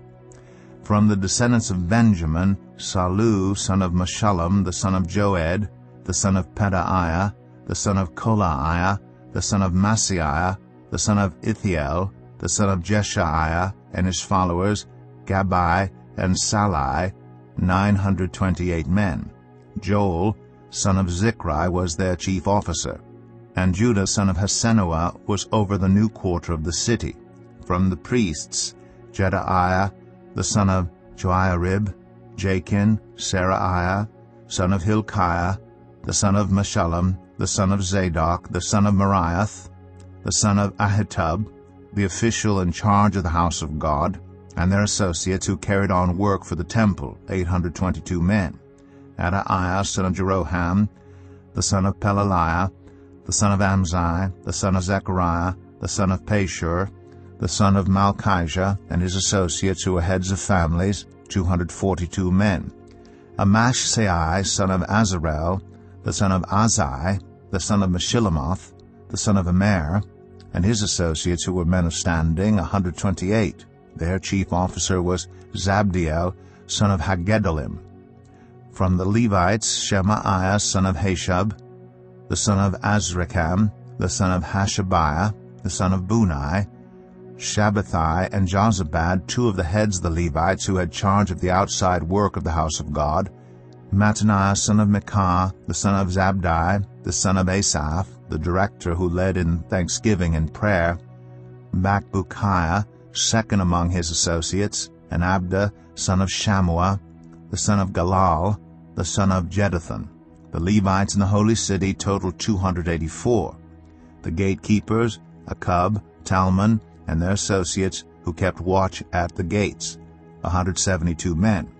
The rest of the Israelites with the priests and Levites were in all the towns of Judah, each on their ancestral property. The temple servants lived on the hill of Ophel, and Ziah and Gishpa were in charge of them. The chief officer of the Levites in Jerusalem was Uzai, son of Bani, the son of Hashabiah, the son of Mattaniah, the son of Micah. Uzai was one of Asaph's descendants, who were the musicians responsible for the service of the house of God. The musicians were under the king's orders, which regulated their daily activity. Pethahiah, son of Meshezabel, one of the descendants of Zerah, son of Judah, was the king's agent in all affairs relating to the people.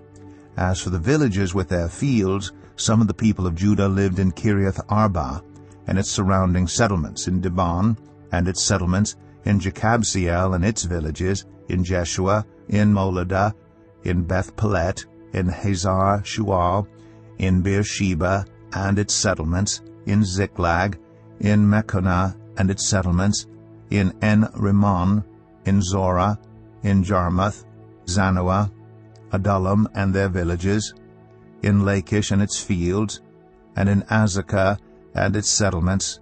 So they were living all the way from Beersheba to the valley of Hinnom. The descendants of the Benjamites from Gibeah lived in Michmash, Aijah, Bethel and its settlements, in Anathoth, Nob, and Ananiah, in Hazor, Ramah, and Gittaim, in Hadid, Zeboim and Nebalit, in Lod and Ono, and in Harashim. Some of the divisions of the Levites of Judah settled in Benjamin. Nehemiah 12. These were the priests and Levites who returned with Zerubbabel son of Shealtiel and with Joshua, Seraiah, Jeremiah, Ezra, Amariah, Malach, Hatush, Shechaniah, Rehum, Meremoth, Edo, Genethon, Abijah, Mejamin, Modiah, Bilgah, Shemaiah, Joiarib, Jedaiah, Salu, Amok, Hilkiah, and Jedaiah. These were the leaders of the priests and their associates in the days of Joshua. The Levites were Jeshua, Binnui, Kadmiel, Sherebiah, Judah, and also Mattaniah, who together with his associates was in charge of the songs of thanksgiving. Bakbukiah and Unai, their associates, stood opposite them in the services.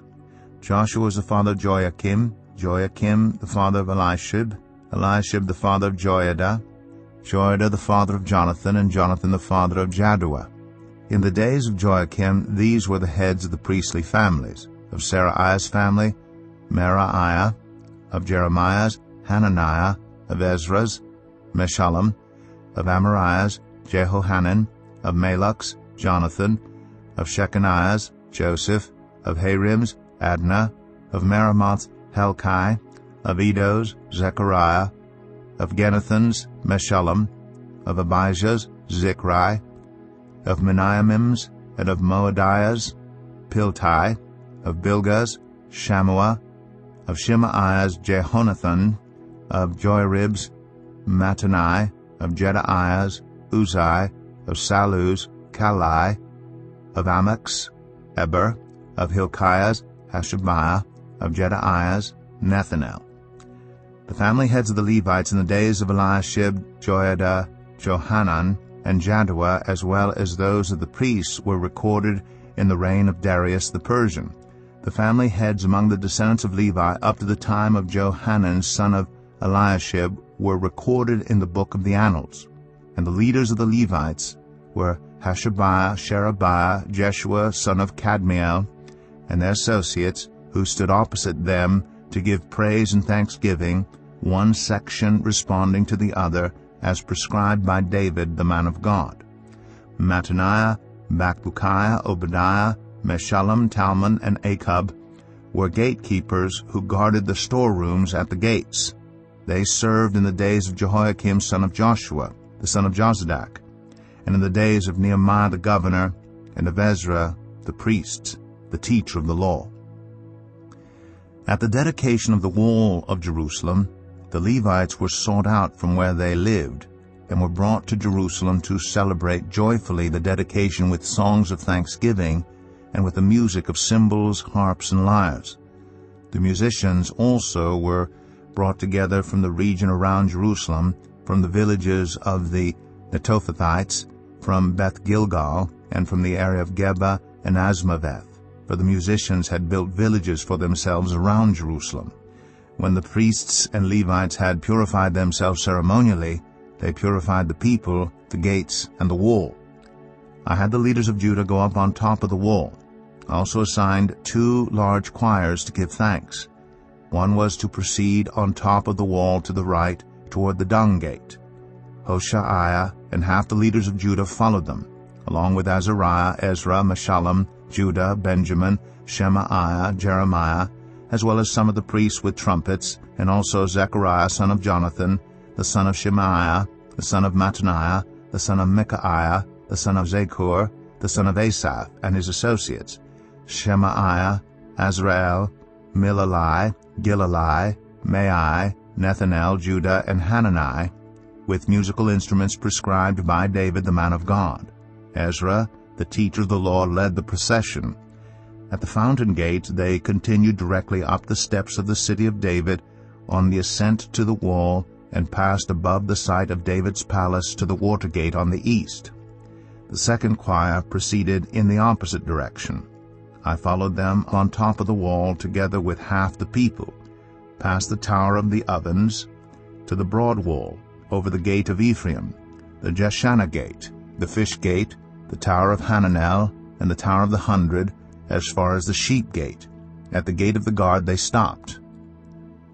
The 2 choirs that gave thanks then took their places in the house of God. So did I, together with half the officials, as well as the priests, Eliakim, Maaseiah, Meniamim, Micaiah, Elionai, Zechariah, and Hananiah, with their trumpets, and also Maaseiah, Shemaiah, Eleazar, Uzai, Jehohanan, Malchijah, Elam, and Ezra. The choirs sang under the direction of Jezreiah. And on that day they offered great sacrifices, rejoicing because God had given them great joy. The women and children also rejoiced. The sound of rejoicing in Jerusalem could be heard far away. At that time men were appointed to be in charge of the storerooms for the contributions, firstfruits, and tithes. From the fields around the towns they were to bring into the storerooms the portions required by the law for the priests and the Levites, for Judah was pleased with the ministering priests and Levites. They performed the service of their God and the service of purification, as did also the musicians and gatekeepers, according to the commands of David and his son Solomon. For long ago in the days of David and Asaph, there had been directors for the musicians and for the songs of praise and thanksgiving to God. So in the days of Zerubbabel and of Nehemiah, all Israel contributed the daily portions for the musicians and the gatekeepers. They also set aside the portion for the other Levites, and the Levites set aside the portion for the descendants of Aaron. Nehemiah 13. On that day the book of Moses was read aloud in the hearing of the people, and there it was found written that no Ammonite or Moabite should ever be admitted into the assembly of God, because they had not met the Israelites with food and water, but had hired Balaam to call a curse down on them. Our God, however, turned the curse into a blessing. When the people heard this law, they excluded from Israel all who were of foreign descent. Before this, Eliashib the priest had been put in charge of the storerooms of the house of our God. He was closely associated with Tobiah, and he had provided him with a large room formerly used to store the grain offerings and incense and temple articles, and also the tithes of grain, new wine, and olive oil prescribed for the Levites, musicians, and gatekeepers, as well as the contributions for the priests. But while all this was going on, I was not in Jerusalem, for in the 32nd year of Artaxerxes, king of Babylon, I had returned to the king. Sometime later I asked his permission and came back to Jerusalem. Here I learned about the evil things Eliashib had done in providing Tobiah a room in the courts of the house of God. I was greatly displeased, and threw all Tobiah's household goods out of the room. I gave orders to purify the rooms, and then I put back into them the equipment of the house of God, with the grain offerings and the incense. I also learned that the portions assigned to the Levites had not been given to them, and that all the Levites and musicians responsible for the service had gone back to their own fields. So I rebuked the officials and asked them, "Why is the house of God neglected?" Then I called them together and stationed them at their posts. All Judah brought the tithes of grain, new wine, and olive oil into the storerooms. I put Shelemiah the priest, Zadok the scribe, and a Levite named Pedaiah in charge of the storerooms, and made Hanan, son of Zakur, the son of Mattaniah, their assistant, because they were considered trustworthy. They were made responsible for distributing the supplies to their fellow Levites. Remember me for this, my God, and do not blot out what I have so faithfully done for the house of my God and its services. In those days I saw people in Judah treading wine presses on the Sabbath, and bringing in grain and loading it on donkeys, together with wine, grapes, figs, and all other kinds of loads. And they were bringing all this into Jerusalem on the Sabbath. Therefore I warned them against selling food on that day. People from Tyre who lived in Jerusalem were bringing in fish and all kinds of merchandise, and selling them in Jerusalem on the Sabbath to the people of Judah. I rebuked the nobles of Judah and said to them, "What is this wicked thing you are doing, desecrating the Sabbath day? Didn't your ancestors do the same things, so that our God brought all this calamity on us and on this city? Now you are stirring up more wrath against Israel by desecrating the Sabbath." When evening shadows fell on the gates of Jerusalem before the Sabbath, I ordered the doors to be shut and not opened until the Sabbath was over. I stationed some of my own men at the gates, so that no load could be brought in on the Sabbath day. Once or twice the merchants and sellers of all kinds of goods spent the night outside Jerusalem. But I warned them and said, "Why do you spend the night by the wall? If you do this again, I will arrest you." From that time on, they no longer came on the Sabbath. Then I commanded the Levites to purify themselves and go and guard the gates in order to keep the Sabbath day holy.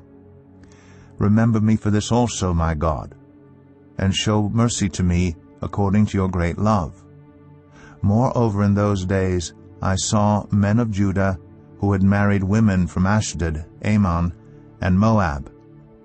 Half of their children spoke the language of Ashdod or the language of one of the other peoples, and did not know how to speak the language of Judah. I rebuked them and called curses down on them. I beat some of the men and pulled out their hair. I made them take an oath in God's name and said, "You are not to give your daughters in marriage to their sons, nor are you to take their daughters in marriage for your sons or for yourselves." Was it not because of marriages like these that Solomon king of Israel sinned? Among the many nations there was no king like him. He was loved by his God. and God made him king over all Israel. But even he was led into sin by foreign women. Must we hear now that you too are doing all this terrible wickedness and are being unfaithful to our God by marrying foreign women?" One of the sons of Joiada, son of Eliashib, the high priest, was son-in-law to Sanballat the Horonite, and I drove him away from me. Remember them, my God, because they defiled the priestly office and the covenant of the priesthood and of the Levites. So I purified the priests and the Levites of everything foreign, and assigned them duties, each to his own task. I also made provision for contributions of wood at designated times, and for the first fruits. Remember me with favor, my God.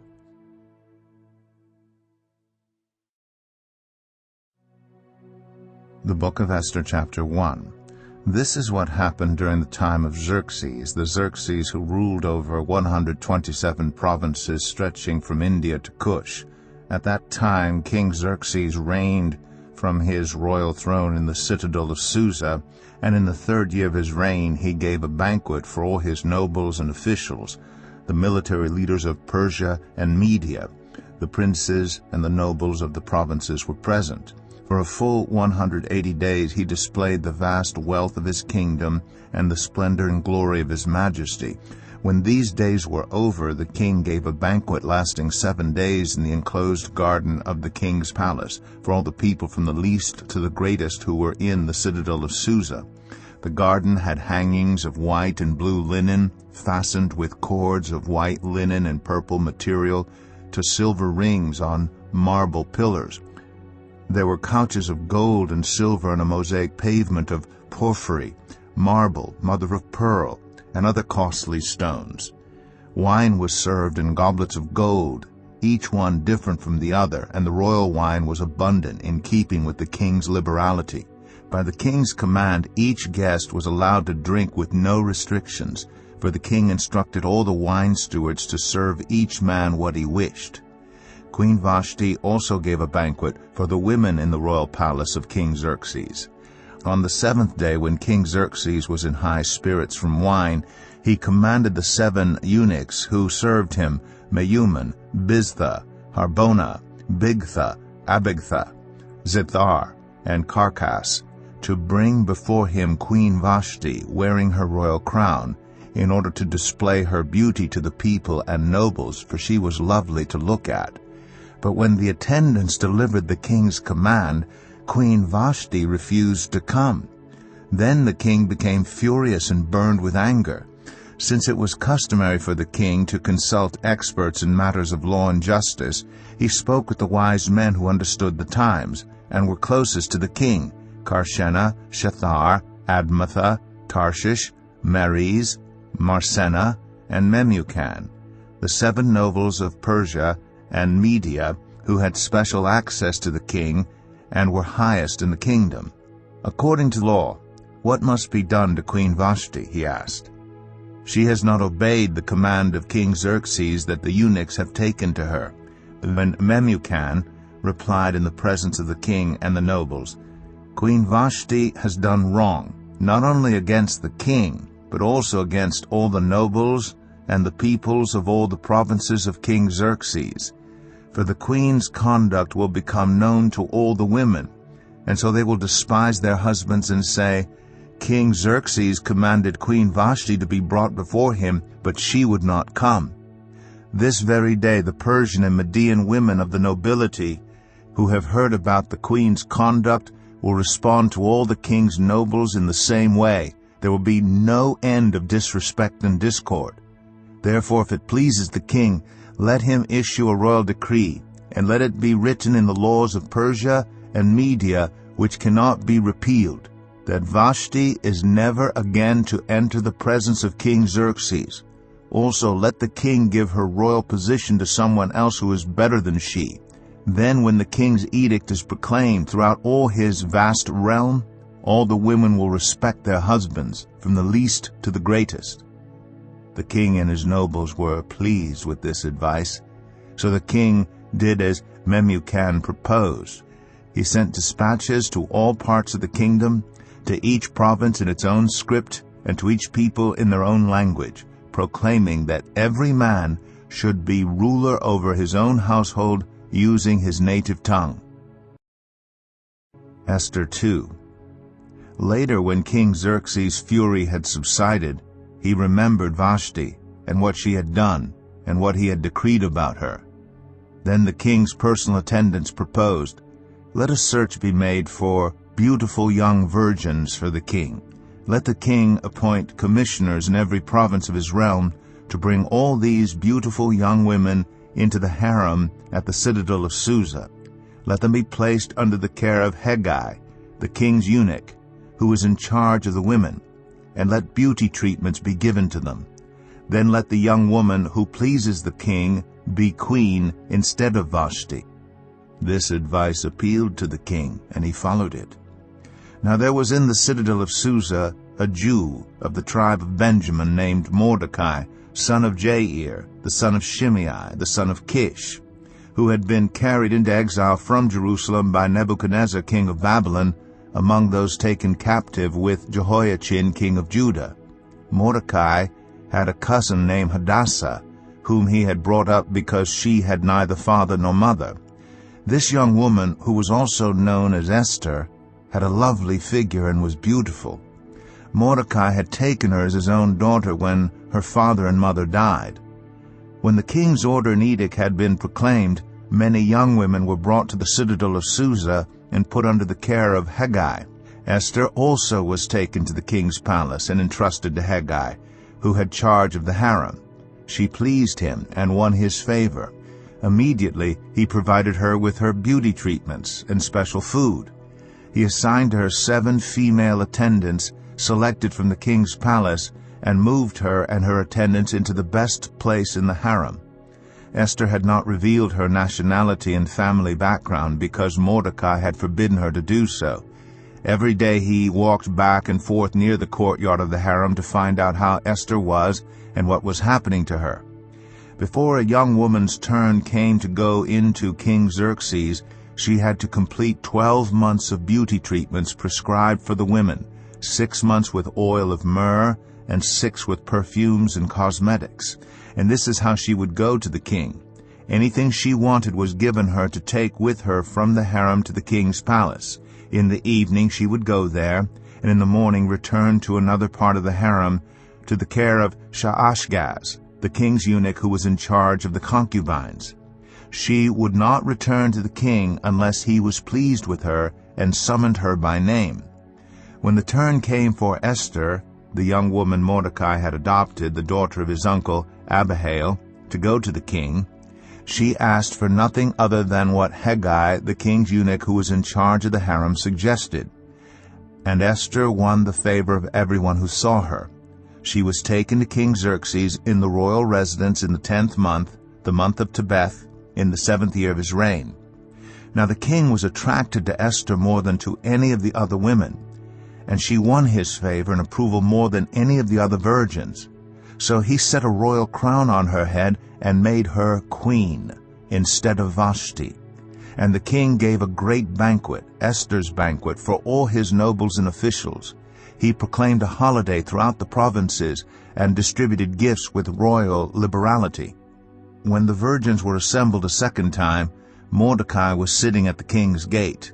But Esther had kept secret her family background and nationality just as Mordecai had told her to do, for she continued to follow Mordecai's instructions as she had done when he was bringing her up.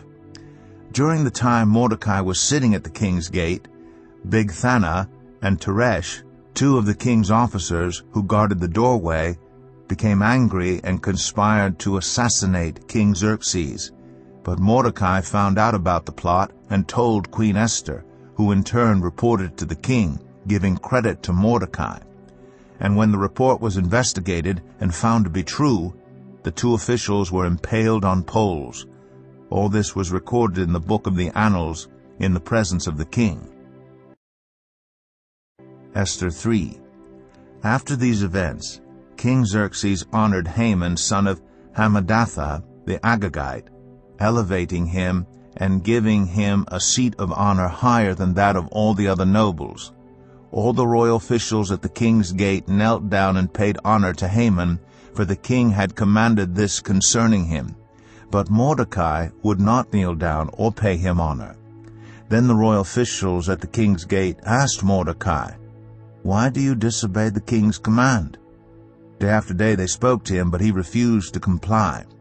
Therefore they told Haman about it to see whether Mordecai's behavior would be tolerated, for he had told them he was a Jew. When Haman saw that Mordecai would not kneel down or pay him honor, he was enraged. Yet having learned who Mordecai's people were, he scorned the idea of killing only Mordecai. Instead, Haman looked for a way to destroy all Mordecai's people, the Jews, throughout the whole kingdom of Xerxes. In the 12th year of King Xerxes, in the first month, the month of Nisan, the pur, that is the lot, was cast in the presence of Haman to select a day and month, and the lot fell on the 12th month, the month of Adar. Then Haman said to King Xerxes, "There is a certain people dispersed among the peoples in all the provinces of your kingdom who keep themselves separate. Their customs are different from those of all other people, and they do not obey the king's laws. It is not in the king's best interest to tolerate them. If it pleases the king, let a decree be issued to destroy them, and I will give 10,000 talents of silver to the king's administrators for the royal treasury." So the king took his signet ring from his finger and gave it to Haman, son of Hammedatha, the Agagite, the enemy of the Jews. "Keep the money," the king said to Haman, "and do with the people as you please." Then on the 13th day of the first month, the royal secretaries were summoned. They wrote out in the script of each province and in the language of each people all Haman's orders to the king's satraps, the governors of the various provinces, and the nobles of the various peoples. These were written in the name of King Xerxes himself and sealed with his own ring. Dispatches were sent by couriers to all the king's provinces with the order to destroy, kill, and annihilate all the Jews, young and old, women and children, on a single day, the 13th day of the 12th month, the month of Adar, and to plunder their goods. A copy of the text of the edict was to be issued as law in every province and made known to the people of every nationality, so they would be ready for that day. The couriers went out, spurred on by the king's command, and the edict was issued in the citadel of Susa. The king and Haman sat down to drink, but the city of Susa was bewildered. Esther 4. When Mordecai learned of all that had been done, he tore his clothes, put on sackcloth and ashes, and went out into the city wailing loudly and bitterly. But he went only as far as the king's gate, because no one clothed in sackcloth was allowed to enter it. In every province to which the edict and order the king came, there was great mourning among the Jews, with fasting, weeping, and wailing. Many lay in sackcloth and ashes. When Esther's eunuchs and female attendants came and told her about Mordecai, she was in great distress. She sent clothes for him to put on instead of his sackcloth, but he would not accept them. Then Esther summoned Hatach, one of the king's eunuchs assigned to attend her, and ordered him to find out what was troubling Mordecai and why. So Hatach went out to Mordecai in the open square of the city in front of the king's gate. Mordecai told him everything that had happened to him, including the exact amount of money Haman had promised to pay into the royal treasury for the destruction of the Jews. He also gave him a copy of the text of the edict for their annihilation, which had been published in Susa, to show to Esther and to explain it to her, and he told him to instruct her to go into the king's presence to beg for mercy and plead with him for her people. Hatach went back and reported to Esther what Mordecai had said. Then she instructed him to say to Mordecai, "All the king's officials and the people of the royal provinces know that for any man or woman who approaches the king in the inner court without being summoned, the king has but one law, that they be put to death unless the king extends the gold scepter to them and spares their lives. But 30 days have passed since I was called to go to the king." When Esther's words were reported to Mordecai, he sent back this answer: "Do not think that because you are in the king's house you alone of all the Jews will escape. For if you remain silent at this time, relief and deliverance for the Jews will arise from another place. But you and your father's family will perish. And who knows but that you have come to your royal position for such a time as this?" Then Esther sent this reply to Mordecai: "Go, gather together all the Jews who are in Susa, and fast for me. Do not eat or drink for 3 days, night or day. I and my attendants will fast as you do. When this is done, I will go to the king, even though it is against the law. And if I perish, I perish." So Mordecai went away and carried out all of Esther's instructions. Esther 5. On the 3rd day Esther put on her royal robes and stood in the inner court of the palace in front of the king's hall. The king was sitting on his royal throne in the hall facing the entrance. When he saw Queen Esther standing in the court, he was pleased with her and held out to her the gold scepter that was in his hand. So Esther approached and touched the tip of the scepter. Then the king asked, "What is it, Queen Esther? What is your request? Even up to half the kingdom it will be given you." "If it pleases the king," replied Esther, "let the king together with Haman come today to a banquet I have prepared for him." "Bring Haman at once," the king said, "so that we may do what Esther asks." So the king and Haman went to the banquet Esther had prepared. As they were drinking wine, the king again asked Esther, "Now, what is your petition? It will be given you. And what is your request? Even up to half the kingdom it will be granted." Esther replied, "My petition and my request is this: if the king regards me with favor, and if it pleases the king to grant my petition and fulfill my request, let the king and Haman come tomorrow to the banquet I will prepare for them. Then I will answer the king's question." Haman went out that day happy and in high spirits. But when he saw Mordecai at the king's gate and observed that he neither rose nor showed fear in his presence, he was filled with rage against Mordecai. Nevertheless, Haman restrained himself and went home. Calling together his friends and Zeresh his wife, Haman boasted to them about his vast wealth, his many sons, and all the ways the king had honored him, and how he had elevated him above the other nobles and officials. "And that's not all," Haman added. "I'm the only person Queen Esther invited to accompany the king to the banquet she gave, and she has invited me along with the king tomorrow. But all this gives me no satisfaction as long as I see that Jew Mordecai sitting at the king's gate." His wife Zeresh and all his friends said to him, "Have a pole set up reaching to a height of 50 cubits, and ask the king in the morning to have Mordecai impaled on it. Then go with the king to the banquet and enjoy yourself." This suggestion delighted Haman, and he had the pole set up. Esther 6. That night the king could not sleep, so he ordered the book of the Chronicles, the record of his reign, to be brought in and read to him. It was found recorded there that Mordecai had exposed Bigthana and Teresh, 2 of the king's officers who guarded the doorway, who had conspired to assassinate King Xerxes. "What honor and recognition has Mordecai received for this?" the king asked. "Nothing has been done for him," his attendants answered. The king said, "Who is in the court?" Now Haman had just entered the outer court of the palace to speak to the king about impaling Mordecai on the pole he had set up for him. His attendants answered, "Haman is standing in the court." "Bring him in," the king ordered. When Haman entered, the king asked him, "What should be done for the man the king delights to honor?" Now Haman thought to himself, "Who is there that the king would rather honor than me?" So he answered the king, "For the man the king delights to honor, have them bring a royal robe the king has worn and a horse the king has ridden." one with the royal crest placed on its head. Then let the robe and horse be entrusted to one of the king's most noble princes. Let them robe the man the king delights to honor, and lead him on the horse through the city streets, proclaiming before him, 'This is what is done for the man the king delights to honor.'" "Go at once," the king commanded Haman.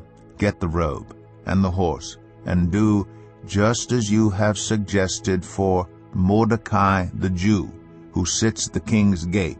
Do not neglect anything you have recommended."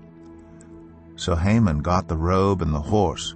He robed Mordecai and led him on horseback through the city streets, proclaiming before him, "This is what is done for the man the king delights to honor."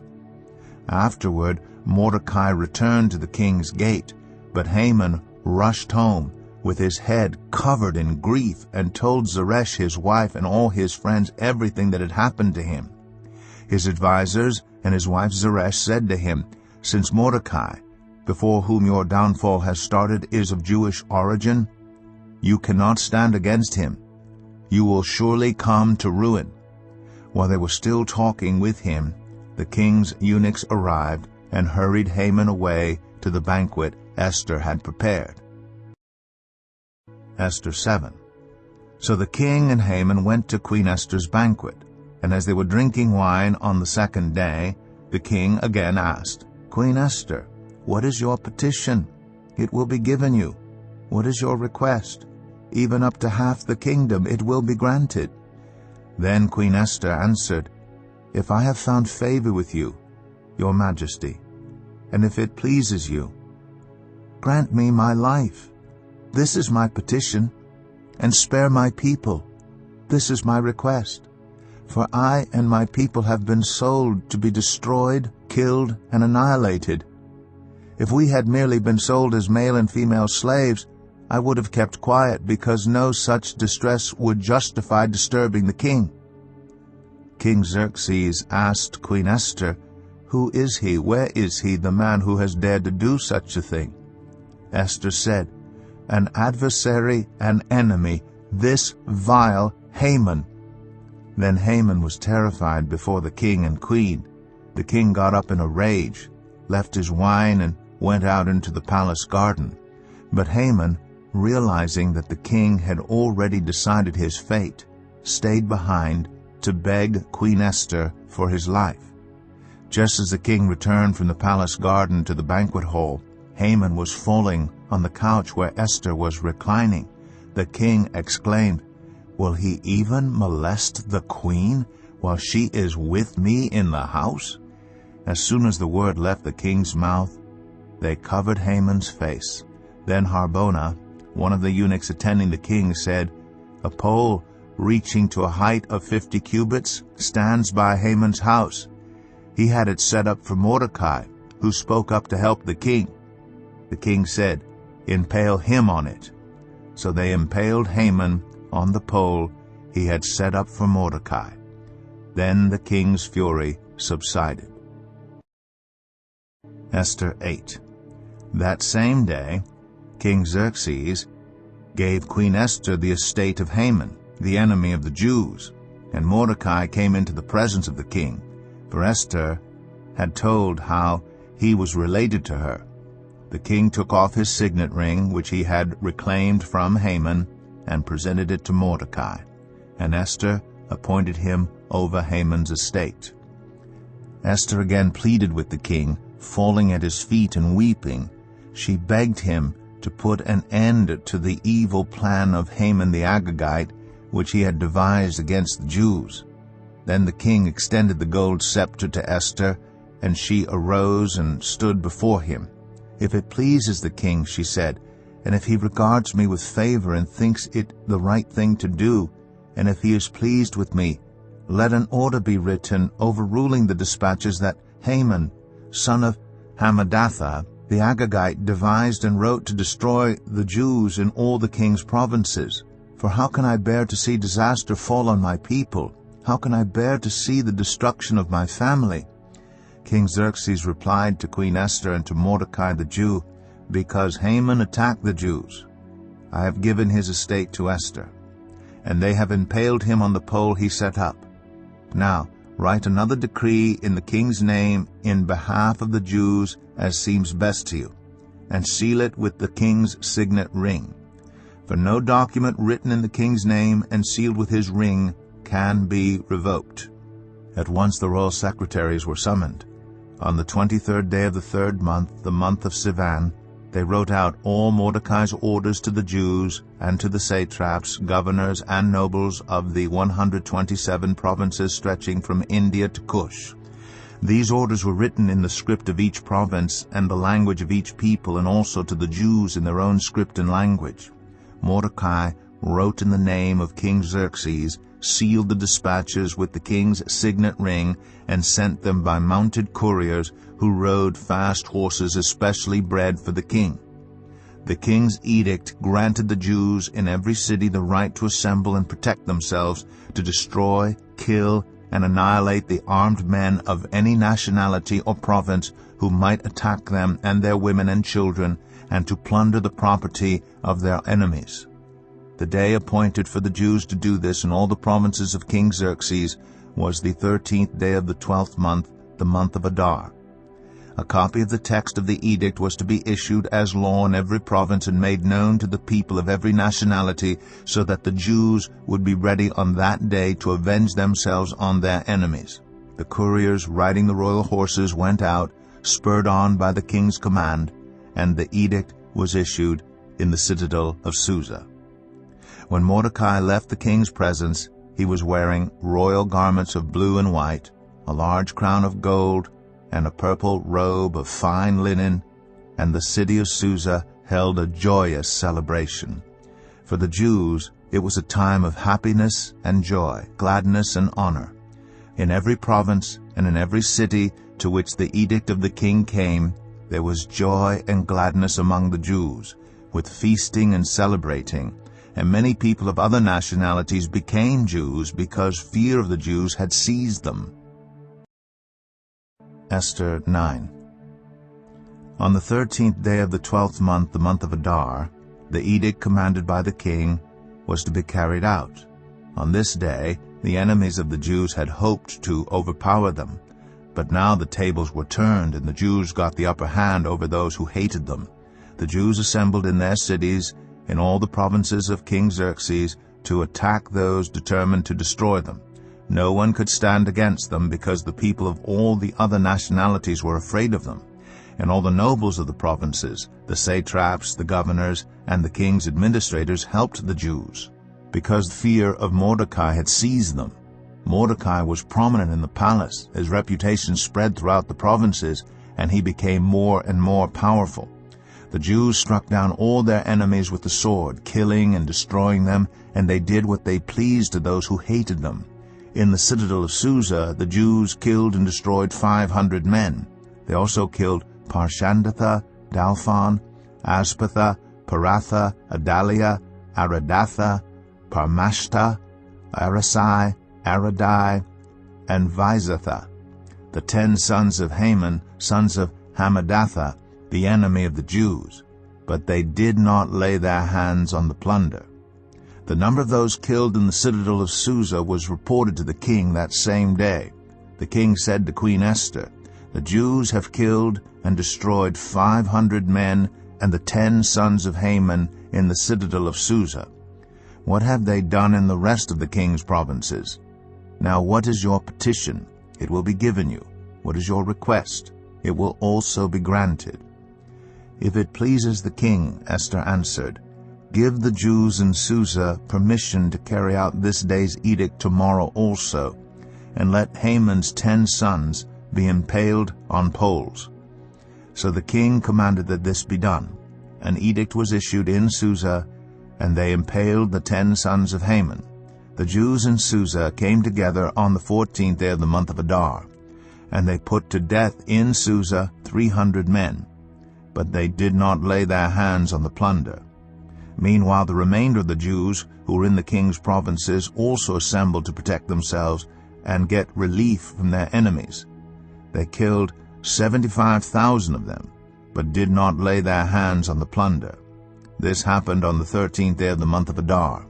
And on the 14th they rested and made it a day of feasting and joy. The Jews in Susa, however, had assembled on the 13th and 14th, and then on the 15th they rested and made it a day of feasting and joy. That is why rural Jews, those living in villages, observe the 14th of the month of Adar as a day of joy and feasting, a day for giving presents to each other. Mordecai recorded these events, and he sent letters to all the Jews throughout the provinces of King Xerxes, near and far, to have them celebrate annually the 14th and 15th days of the month of Adar as the time when the Jews got relief from their enemies, and as the month when their sorrow was turned into joy and their mourning into a day of celebration. He wrote them to observe the days as days of feasting and joy and giving presents of food to one another and gifts to the poor.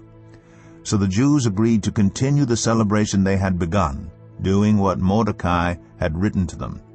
For Haman, son of Hammedatha, the Agagite, the enemy of all the Jews, had plotted against the Jews to destroy them, and had cast the pur, that is, the lot, for their ruin and destruction. But when the plot came to the king's attention, he issued written orders that the evil scheme Haman had devised against the Jews should come back onto his own head, and that he and his sons should be impaled on poles. Therefore these days were called Purim, from the word pur. Because of everything written in this letter, and because of what they had seen and what had happened to them, the Jews took it on themselves to establish the custom that they and their descendants and all who joined them should without fail observe these 2 days every year in the way prescribed and at the time appointed. These days should be remembered and observed in every generation by every family and in every province and in every city.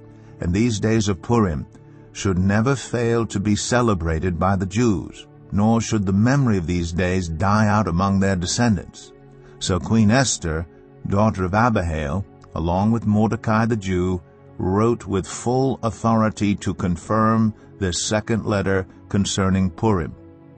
And Mordecai sent letters to all the Jews in the 127 provinces of Xerxes' kingdom, words of goodwill and assurance, to establish these days of Purim at their designated times, as Mordecai the Jew and Queen Esther had decreed for them, and as they had established for themselves and their descendants in regard to their times of fasting and lamentation. Esther's decree confirmed these regulations about Purim, and it was written down in the records. Esther 10. King Xerxes imposed tribute throughout the empire to its distant shores, and all his acts of power and might, together with a full account of the greatness of Mordecai, whom the king had promoted, are they not written in the book of the annals of the kings of Media and Persia? Mordecai the Jew was second in rank to King Xerxes, preeminent among the Jews, and held in high esteem by his many fellow Jews, because he worked for the good of his people and spoke up for the welfare of all the Jews.